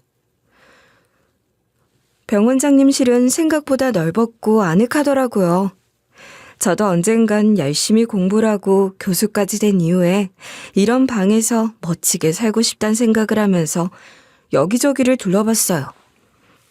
그러던 중 정말 우연하게 병원장님 자리 옆쪽 좁은 틈이 남은 벽에 걸린 아주 오래된 사진 하나가 눈에 들어오더라고요. 왜 그 사진이 궁금했는지 저도 저를 잘 모르겠지만 그날 유독 그 사진이 눈에 들어왔어요. 그리고 멍하게 그 사진을 하나하나 뜯어보면서 딴 생각을 하고 있었죠. 그 사진 속에는 유치원생 정도 되어 있는 아이가 웃으면서 서 있었는데 처음 다소 거리가 있는 곳에서 봤을 때는 단순히 병원장님의 손자인가? 싶은 생각을 하며 별다른 생각 없이 바라봤어요. 그런데 자세히 보면 볼수록 누군가와 닮았다는 느낌을 지울 수 없었고 심지어는 너무 낯이 익은 얼굴에 자꾸만 집중을 해서 보게 되더라고요. 그리고 이내 그 사진의 주인공이 누구인지를 떠올리다가 깜짝 놀랐어요. 그 사진의 정체는 놀랍게도 어릴 적 제 모습이었거든요. 순간 너무 놀라서 회의를 하시는 도중에 저도 모르게 소리를 냈어요. 그리고 그 소리로 인해서 모든 교수님들과 병원 관계자분들의 시선이 저에게 쏠리게 됐죠. 이목이 쏠렸다는 걸 알고는 있었는데 그 벽틈에 걸린 사진은 분명 제 어릴 적 모습이었고 그 사진이 왜 여기에 걸려있는 것인지 도무지 이해가 되지 않더라고요. 이미 시선이 쏠렸고 저에게 이목이 집중되자 저는 이럴 바엔 확실하게 왜 자신이 이곳에 걸려있게 된 것인지 확인을 해야겠다는 생각이 들었어요. 왜 그렇게 행동을 했는지 이해가 되지 않지만 아마 저 역시 무언가 깨름직한 부분이 있었고 그래서 평소답지 않은 행동을 했던 것 같아요. 저 말씀 중에 정말 죄송해요. 그런데 혹시 저 사진은 제 어릴 적 사진인데 왜 저 사진이 여기 걸려 있나요? 뜬금없는 사진을 가리키며 회의와 전혀 관련 없는 질문을 하니 분명 한 소리 듣겠구나 싶은 생각을 했는데 이상하게 제 발언 이후에 그 공간의 분위기가 참 이상하게 흐르더라고요. 마치 다들 어떤 비밀을 알고 있는 듯한 뉘앙스를 풍기면서 분위기는 아주 빠르게 고요해졌죠. 제가 질문을 한 순간 그 공간의 분위기에 저는 숨이 턱 막혔어요. 그리고 그 방에 있던 사람들의 얼굴이 모두 다 저를 바라보다가 굳어지더니 결국 제 발언 하나로 병원 전체가 소란에 휩싸이게 되었어요. 그리고 그날 저는 제가 전혀 모르고 살았던 제 과거가 이런 식으로 어이없게 모두 다 드러나는 걸 직관하게 됐죠. 제가 제 사진에 대해 직접적으로 게다가 공적인 자리에서 물을 수밖에 없었던 이유는 제가 고아원에 입소했을 때 사진으로 남겨있던 제 옷과 머리 스타일이 똑같았기 때문이었어요.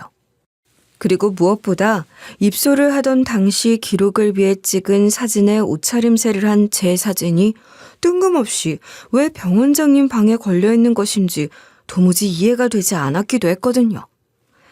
게다가 처음엔 별로 심각하게 생각하지 않고 던진 이야기에 일동 얼음이 되고 표정까지 굳어버리는 상황이 오니 뭔가 더 이상하다고 생각했어요. 분명 저 사진과 나 그리고 병원장님 사이에 무언가 있다는 생각이 직감적으로 들더라고요.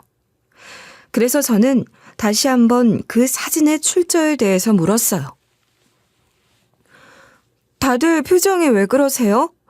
저 사진은 제가 고아원에 입소할 때 입은 옷이랑 똑같아요. 왜 저 사진이 여기에 있는지 다들 아시는 건가요? 자네가 저 아이란 말인가? 저 사진은 우리 병원에서 대대적으로 저 보육원을 후원했었거든. 그리고 저 아이는 내가 꽤 예뻐해서 직접 선물도 주고 했던 아이인데 그게 자네였다니 정말 놀랍군. 사진은 내가 예뻐서 가지고 왔다가 병원장님실에 뒀는데 저걸 저렇게 걸어두셨네. 아이 별일 아니야. 그래 맞아. 그랬었지. 네가 그 아이구나. 항상 어떻게 컸을까 참 궁금했는데 이렇게 어엿한 의사가 되었으니 뭔가 뿌듯하고 장하네. 그럼 오늘은 이 정도에서 자리를 마무리할까? 교수님은 병원장님이 하시려는 이야기를 급하게 막는 느낌이 역력하게 상황을 정리했고 교수님의 답변에 더 확인을 할 수가 없어 그 상황은 정리되었어요. 하지만 돌아온 후에도 교수님의 말을 떠올려 봤는데 아무리 생각을 해도 뭐가 이상하더라고요. 제가 예쁘면 사진을 교수님이 가지고 계셔야 하는 게 맞는데 병원장실에 걸려있는 것도 이상했고요.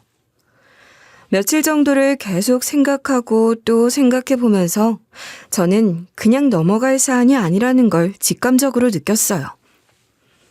분명히 관련이 없다고 하더라도 제대로 확인을 해봐야 할 것 같다는 생각이 자꾸만 저를 끌었거든요. 그래서 저는 늘 그렇듯 아무도 도와주지 않는 상황에서 제 출생의 비밀에 대해서 하나하나 파헤치기 시작했어요. 가장 먼저 제가 할 수 있는 건 바로 제가 어린 시절을 보냈던 고아원을 찾아가서 저를 처음 맡기게 된 분들이 누구인지를 확인하는 것이었어요. 저 또한 그런 질문을 해본 적 없었기 때문에 고아원 선생님들은 제 직접적인 질문에 당황하는 것 같더라고요. 선생님, 저 다 알고 왔어요. 그냥 솔직하게 이야기해 주세요. 제가 누구에 의해서 이곳으로 오게 된 거예요? 선생님은 다 알고 계셨잖아요. 그쵸? 지은아, 그게 무슨 말이니? 넌 보육원 앞에 편지랑 함께 놓여 있어서. 제가 인턴으로 지내는 병원장님실에 제 사진 다 봤고요. 솔직히 말해주세요. 사실 다 알고 온 거니? 그래, 사실 진흥대학 병원 교수 사모님이 널 데려왔다. 네? 병원장님이 아니라 사모님이요? 그분이 왜요? 제 엄마인가요? 아니, 사실 끝까지 한 거라고 했는데 네가 진흥대학 병원 병원장님 딸이라고 했어. 사모님이 아닌 다른 여자 사이에서 낳은 딸. 집안 망신이고 상속 문제도 있어서 사모님이 너를 여기로 보냈더구나. 그럼 제가 병원장님의 혼외자라는 말이에요? 그게 지금 말이 돼요? 너 고아원에 있을 때 이상하게 좋은 물건만 받고 후원도 너만 더 많이 해주고 그랬던 거 기억하니? 너는 태생부터 달랐던 거야. 태생부터 다른 제가 고아원에 버려졌고 여기서 나름 엘리트 대우를 받으면 뭐가 달라지나요? 왜 저한테 숨기셨어요? 말씀을 해주셨으면 좋았을걸. 네 친아버지도 마음이 편하지 않았던 건 사실이야. 보내놓고도 병원장님이 죄책감이 심했는지 늘 오시던 그 교수님 통해서 너를 주기적으로 돌보시더라. 그러니 너무 원망은 하지 말렴. 선생님으로부터 알게 된 진실은 저에게 충격 그 자체였어요. 감히 받아들일 수도 없는 진실을 모두 다 알려준 후 선생님은 그 당시 사모님으로부터 받은 편지까지 저에게 직접 전달해줬어요. 그 편지 내용엔 평생 제가 병원장님의 딸이라는 걸 몰라야 한다는 사실을 강조하고 그 대가로 꽤 막대한 금액들을 후원해줬더라고요. 너에게 비밀을 지키는 대신 지금 보육원에 있는 아이들이 넉넉하게 지낼 수 있었어. 이 사실을 내가 말한 게 알려지면 우리 보육원도 위험해지면 어쩌니? 걱정 마세요. 제가 그렇게 안 만들게요. 선생님, 말씀해 주셔서 감사해요. 이제부턴 제가 해결할게요. 약속해요. 후원이 두려웠던 선생님은 저에게 걱정스럽게 이야기를 했고 저는 선생님에게 피해가 가지 않도록 처리하겠다는 약속을 하고 나왔어요. 모든 사실을 다 듣게 되니 어이가 없더라고요. 결국 저는 태어나면서부터 환영받지 못하는 존재였고 병원장의 명예가 너무 중요했던 나머지 저를 고아원으로 몰래 보내버렸다는 사실이 황당하고 어이가 없더라고요. 그 순간 갑자기 머리에 번뜩이며 떠오르는 사람 하나가 있더라고요. 나를 후원해 주셨던 교수님과 그 아들, 후배였어요. 저와 깊은 이야기를 나눈 후 제 출생의 비밀을 듣고 난 후 난색을 표하며 저에게 거리를 두게 된 이유가 바로 제 출생과 관련이 있다는 걸 전 확신했죠. 그래서 곧바로 연락도 하지 않고 지내던 후배를 찾아갔고 모든 사실에 대해 이야기를 해줄 것을 요구했어요. 후배는 처음에는 당황한 듯 하더니 제가 모든 걸 알고 왔으니 우리의 예정을 생각해서라도 제발 솔직하게 말해줄 것을 부탁하니 그때서야 어쩔 수 없다는 듯 이야기를 하더라고요. 나도 처음부터 누나가 그 사람인지 몰랐어. 어린 시절 어머니 아버지가 우연하게 나누는 대화를 들었고 크면선 이 일이 얼마나 큰일인지 인지하게 됐어. 그런데 그 주인공이 누나라는 걸 알게 되니까 너무 무섭고 두려웠어. 후배는 이 일로 인해 꽤 촉망받던 자신의 아버지에게 타격이 갈 수 있다는 걸 알고 있었고 이에 이 모든 진실이 드러나는 것이 너무 무섭고 두려워 저를 피했다고 하며 사과를 하더라고요. 누나한테 내가 이러면 안 되는 건데 정말 미안해. 모두 다 안다고 하니 궁금하다면 병원장님과 유전자 검사해봐. 내가 도와줄 수 있는 건 그거밖에 없네. 네가 왜 그런 결정을 했고 나를 피했는지 나 이해해. 그렇게 바보도 아니고. 걱정하지 마. 너한테 피해가는 일 없도록 할게. 그리고 면목 없지만 유전자 검사를 하고 싶어. 부탁할게. 후배의 말을 듣고 혼란스러웠지만 일단 후배가 줄 수 있는 유일한 도움인 병원장님과의 유전자 검사를 위한 준비를 부탁했어요. 사실 그 순간 가장 궁금했던 건 제 친엄마의 행방이었지만 이에 대해선 제가 확인할 수 있는 방법 자체가 없더라고요. 그래서 일단 친자 검사를 통해 정말로 병 원장님이 제 친아버지인 것을 확인한 후 그 행방에 대해 물어보기로 했죠. 늘 집요하게 그리고 독하게 살아온 저였기 때문에 저에게 제가 원하지 않는 삶을 제공한 사람들에 대한 복수 또한 철저하게 준비했어요. 고아원에서 들은 이야기를 기반으로 해 그 당시 사모님이 나를 버리기 위해서 쓴 편지와 입소 기록 카드, 그리고 친자 검사 결과 등을 하나하나 모으면서 물증 준비를 했어요. 친자 검사의 결과는 당연하다는 듯 병 원장님과 친자 관계 성립이라는 것이 나왔고, 이렇게 된 이상 제대로 한 방을 먹여 복수할 수 있는 타이밍을 찾는 것이 중요하겠더라고요. 단순히 병원장실로 찾아가서 이 사실을 터뜨린다면 그동안 아무것도 모르고 당하며 살아온 저에겐 억울할 것 같았거든요. 그러던 중 우연하게 병원 내 공지를 봤어요. 마침 병원장님의 정년 퇴임식 공고였고 저는 이 공고를 확인하고 이날이 바로 D-Day라고 생각했어요.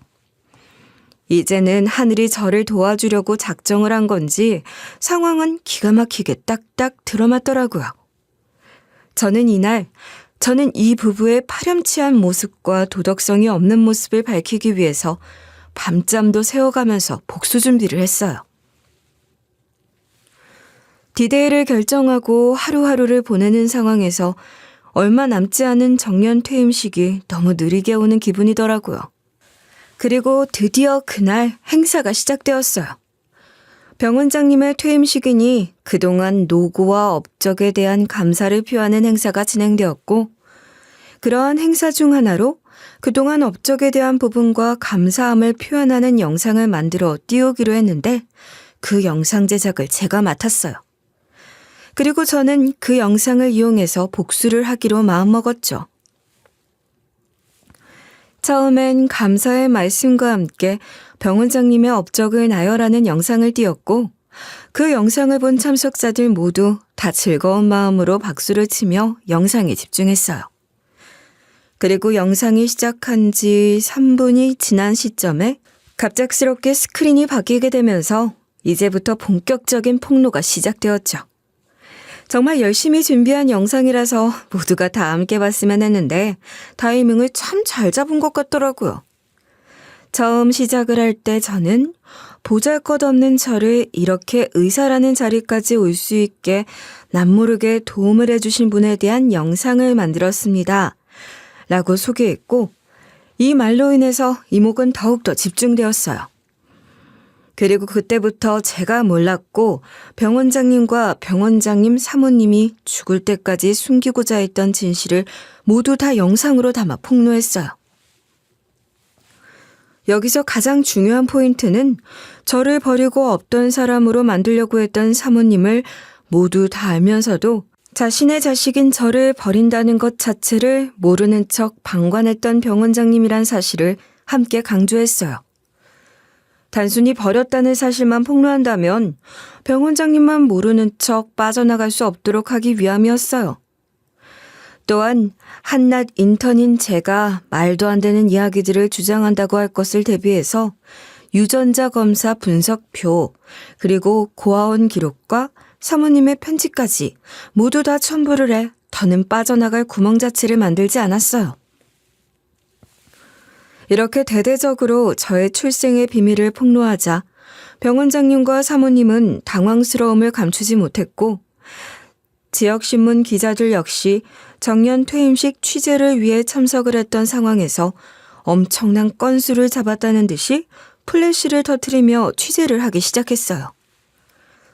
이내 취재진들은 능력이 있는 인자하고 인간적인 병 원장에서 결국 불륜을 한 것도 모자라 자신의 명예와 삶을 위해 자식까지 버리는 매정한 아버지라는 비난이 쏠렸고 이런 상황이 당황스러웠던 원장님과 사모님은 자리를 피했어요.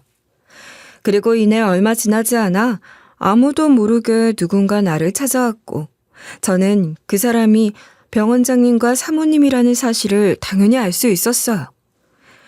저를 찾아와 무슨 이야기를 할지 참 궁금했는데 생각보다 가관이더라고요. 무슨 이야기를 듣고 싶으셔서 여기까지 찾아오셨나요? 지금 당장 눈앞에 펼쳐진 일들도 한두 가지가 아닐 텐데. 도대체 그런 엄청난 일에 모든 사람들이 있는 곳에서 이야기를 한 이유가 뭐야? 이제 와서 내 자식 노릇이라도 하고 싶다는 거냐? 뭐라고요? 착각도 대단하시네. 그 자식 자리 준다고 해도 안 받아요. 사람을 뭘로 보는 거야? 나는 당신이랑 다르게 도덕적이고 상식적으로 살았어. 너 자꾸 나를 나쁜 사람 취급하는데 난 그 상황에서 내가 할 수 있는 건 다 했어. 너를 보호하고 어떻게 해서든 잘 지내는 것뿐이었다. 나를 보호했다고요? 그래서 자식이라는 것도 숨기고 그렇게 사모님이 저를 버리는 걸 방관하고 일말의 죄책감이란 이유로 이것저것 사주며 키우셨나요? 그게 겨우 부모가 해야 할 역할이라고 생각하셨나 보죠? 네가 뭐라고 해도 알 수 없지만 나는 그 당시 내가 할 수 있는 역할을 전부 다 했을 뿐이야. 내가 너를 얼마나 기억하고 싶었으면 병원장실에 네 사진을 걸어뒀겠니? 그 알량한 죄책감 때문에 결국 제가 모든 걸 알게 됐죠. 왜 버렸는지 그럴 수밖에 없었는지 같은 이야기는 궁금하지도 않아요. 제 친엄마는 어떻게 하신 거죠? 네 엄마는 이 병원 간호사였어. 한순간 실수로 네가 태어났고 너를 지우길 바랬지만 결국 시기를 놓쳐 낳게 되었다. 그럼 본처가 버젓이 살아있는데 바람을 피운 네 엄마는 뭐 잘했다는 거니? 내가 네 엄마에게 한국 떠나라고 했다. 안 떠나면 너조차 똑바로 할 수 없게 만들겠다고 하니 순순히 떠나더구나. 그럼 지금 우리 엄마가 어디서 어떻게 살고 있는데요? 그건 나한테 물을 일이 아니지. 네 엄마가 제 발로 떠났고 나는 너를 포기한 조건으로 충분하게 보상도 했어. 이렇게 본데 없이 행동할 일이 아니었단 말이야. 병원장님과 사모님에게 진심 어린 사과를 해줄 거라는 기대 자체를 하진 않았지만 생각한 것 이상으로 당당한 태도로 오히려 내 행동에 대해 문제를 삼으려는 모습을 보니 황당하고 어이가 없더라고요. 두 사람의 이야기를 들으니 이렇게 된 이상 제대로 된 복수를 해줘야겠다는 생각이 들었어요. 조금의 자비도 필요 없는 잔인하고 나쁜 사람이니 내가 받은 고통만큼 당연히 당해야 한다고 생각했어요. 저는 더 들을 말씀도 없어요. 그리고 본인들이 젊은 시절 벌인 일 직접 책임지시면서 수습을 하시길 바랄게요. 내가 그런 소리나 듣자고 여기 온 줄 아니? 이 상황 똑바로 정리해. 그렇지 않으면 너도 네 엄마처럼 한국에서 편하게 살 수 없게 만들어줄게. 의사? 네가 의사가 될 수 있을 것 같아? 그것도 쉽지 않게 될 테니 똑바로 생각해. 알았어? 세상이 이렇게 변했는데 여전히 쌍팔년도식 협박을 하시는 거 보니 정말 우습네요. 적어도 저는 우리 엄마처럼 당하고만 있진 않을 겁니다. 물론 저는 잃을 게 없으니까 무섭지도 않고요. 어디 끝까지 누가 이기는지 해보자고요. 얘 진짜 웃기는 애네. 이제 아버지라고 하니 그 돈이 탐이 났니? 그럼 조용히 이야기를 하면 얼마는 챙겨줬을 텐데 이렇게까지 일을 크게 만들어? 저는 당신들처럼 잃을 것이 전혀 없는 사람이라서 그런 협박도 무섭지 않고 우습기만 하네요. 파렴치하고 인간이길 포기란 행동들이 치가 떨리고 그렇기에 벌을 받길 바랄 뿐이에요. 이제 당신들도 뿌린 대로 걷어봐. 힘없고 약한 모정을 무시하고 핏줄을 함부로 여긴 책임을 제대로 지길 바래요. 오직 자신의 주관대로만 이야기하는 사모님의 말도 안 되는 이야기를 들어주다 못해 저는 하고 싶은 말을 던진 후 자리를 정리했어요. 도대체 어떤 삶을 살면 생각하는 것마다 저런 식인지 전혀 이해가 되지 않았고 오히려 불쌍하기까지 하더라고요. 이제부턴 그들이 한 행동에 대한 책임을 질 차례라고 생각했어요. 아무리 상황을 수습하려고 해도 명확한 물증들로 인해서 수습 자체가 될 수 없었을 것이기도 하고요. 오히려 이렇게 하고 싶은 대로 지르고 나니 속이 다 시원하고 뭔가 좀 후련하더라고요. 이제부턴 제가 나서서 할 일은 없었어요. 이 모든 우주가 그리고 세상이 그들의 잔인함과 파렴치함을 제대로 조치하고 그에 따른 책임을 지도록 할 테니까요. 마지막 희망을 안고 저를 찾아온 것이겠지만 아쉽게도 저는 그들이 원하는 대로 타협을 해줄 생각이 없었어요. 그리고 그날 대화는 결국 서로에 대한 비난과 분노만 더 쌓이도록 만든 후 끝이 났고 복수는 예정대로 진행될 수 있었어요. 병 원장님은 결국 정년 퇴직을 앞둔 시점에서 말도 안 되는 출생 스캔들이 터지게 되면서 결국 명예퇴임은 모두 다 취소되었어요. 어쩌면 당연한 결과였죠. 퇴임을 잠시 미룬 후 징계 절차가 진행되었어요. 퇴임을 앞둔 시점이었기 때문에 오히려 징계 처분을 할 필요도 없었기도 하지만 상당한 이미지 타격을 입게 된 병원에선 굳이 퇴임을 미룬 후 징계 처분까지 내린 후 불명예스럽게 그 자리에서 끌려나야 하는 상황을 맞이하게 되었죠. 뿐만 아니라 사모님이 저를 버린 이유에 대해서도 결국 자신의 자녀들에게 갈 상속을 보호하기 위한 모략이라는 화살을 자연스럽게 받게 되면서 결국 사회적으로 상당한 비난을 받게 되었죠. 한순간에 총망을 받던 병 원장님은 결국 자식까지 버리며 지키고 싶어 했던 명예를 고수하기 위해 한 행동을 통해 결국 완벽한 명예실추로 이어지게 됐어요. 그리고 병원 측에서도 결국 병 원장님 출생 스캔들로 인해 상당한 이미지 타격을 입게 되었고 타격에 따른 손해로 인해 손해배상을 요구하는 손해배상 청구 소송을 제기받았다고 하더라고요. 당시 정년 퇴임식에 참석을 했던 기자들 역시 해당 스캔들을 직관했기 때문에 이런 상황을 발빠르게 언론에 보도하려고 했는데 이에 대해선 병원 측에서 손해가 심각해질 것을 대비해 돈을 주고 막은 것인지 지역 신문까지 날 정도로 유명해지진 않더라고요. 이런 상황으로 엄청난 궁지에 몰리게 되자 병 원장님과 사모님은 모든 책임을 저에게 지우면서 명예훼손을 이유로 저에게 고소를 하겠다고 협박을 해오기도 하더라고요. 네가 아무리 네 아버지 진짜 딸이라고 해도 이렇게 하는 건 범죄고 모욕이야. 내가 가만히 있을 것 같아? 마음대로 하세요. 제가 그 정도도 각오하지 않고 고소했을 것 같아요? 너 정말 눈에 뵈는 게 없구나. 너는 훼손될 명예도 없겠지만 나랑 네 아버지는 아니야. 이렇게 만든 거 반드시 책임지게 해줄게. 네, 그렇게 하세요. 그런데 저 못지않게 당신들도 저를 이렇게 만든 거 반드시 책임지셔야 할 거예요. 버리고 신경도 안 쓰고 연을 끊고 살았어야 했어. 머리 검은 짐승은 거두는 게 아니라고 이렇게 복수를 할진 누가 알았어? 내가 당신들한테 그렇게 해달라고 한 적 없지 않아요? 이럴 정신이 있는 거 보니 여유가 좀 있나 보네요. 저를 상대로 뭘 하든 상관없으니 마음대로 하세요. 그리고 제발 찾아오지 마시고요. 제가 이렇게 제 출생의 비밀을 공론화한 마당에 그런 고소가 무섭지 않았기 때문에 오히려 마음대로 하라는 식으로 대응을 했어요. 그리고 오히려 당당한 태도로 나오니 오히려 고소를 한다던 모습은 온데간데 없고 조용해지더라고요. 아마 주변 시선 그리고 자신들의 상황에서 저를 역고소하게 될 경우에 오히려 더 큰 비난을 받거나 불리해질 것이 두려웠을 가능성이 큰 것 같았어요.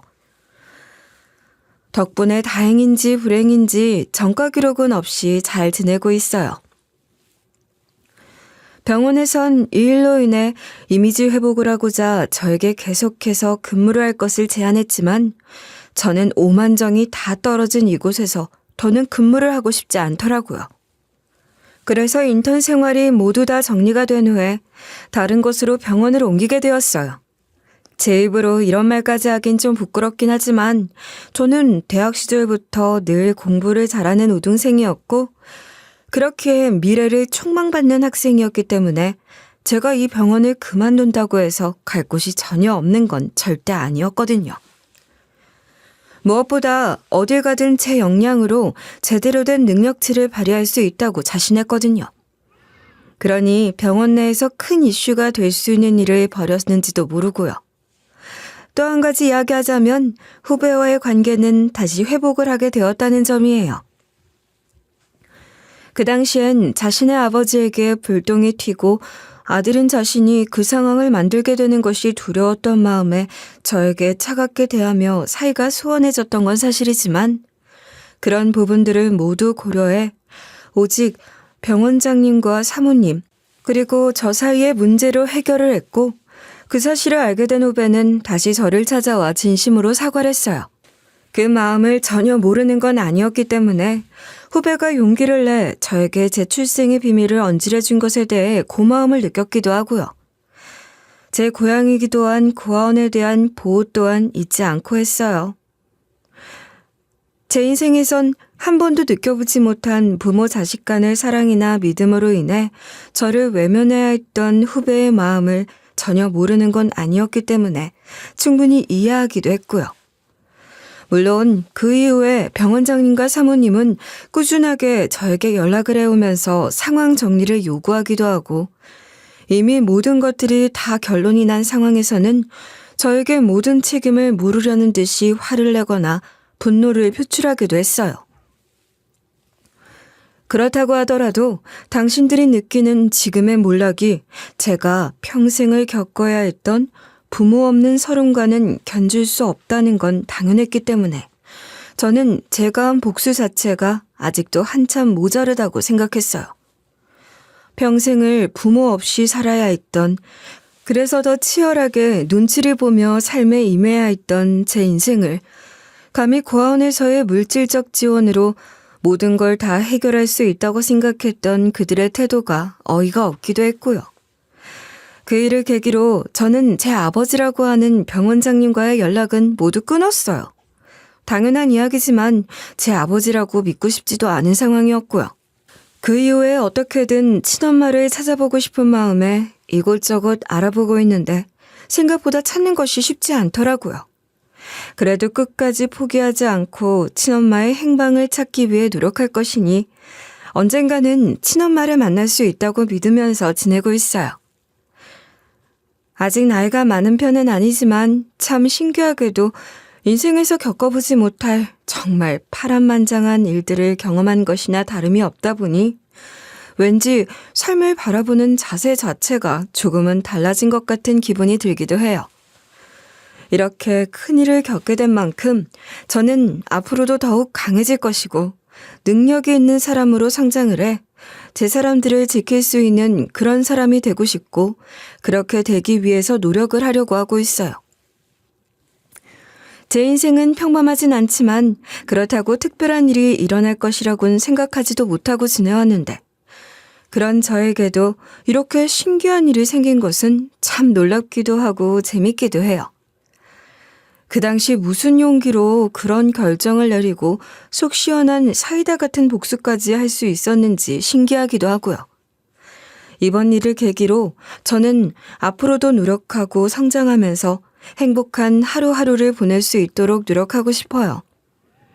다소 신기하고 기구한 제 이야기를 들어주셔서 감사합니다. 그래도 제 이야기를 듣고 제대로 된 복수를 했고 제가 잘한 일이라고 칭찬을 해주시는 분들이 많았으면 하는 바람이에요.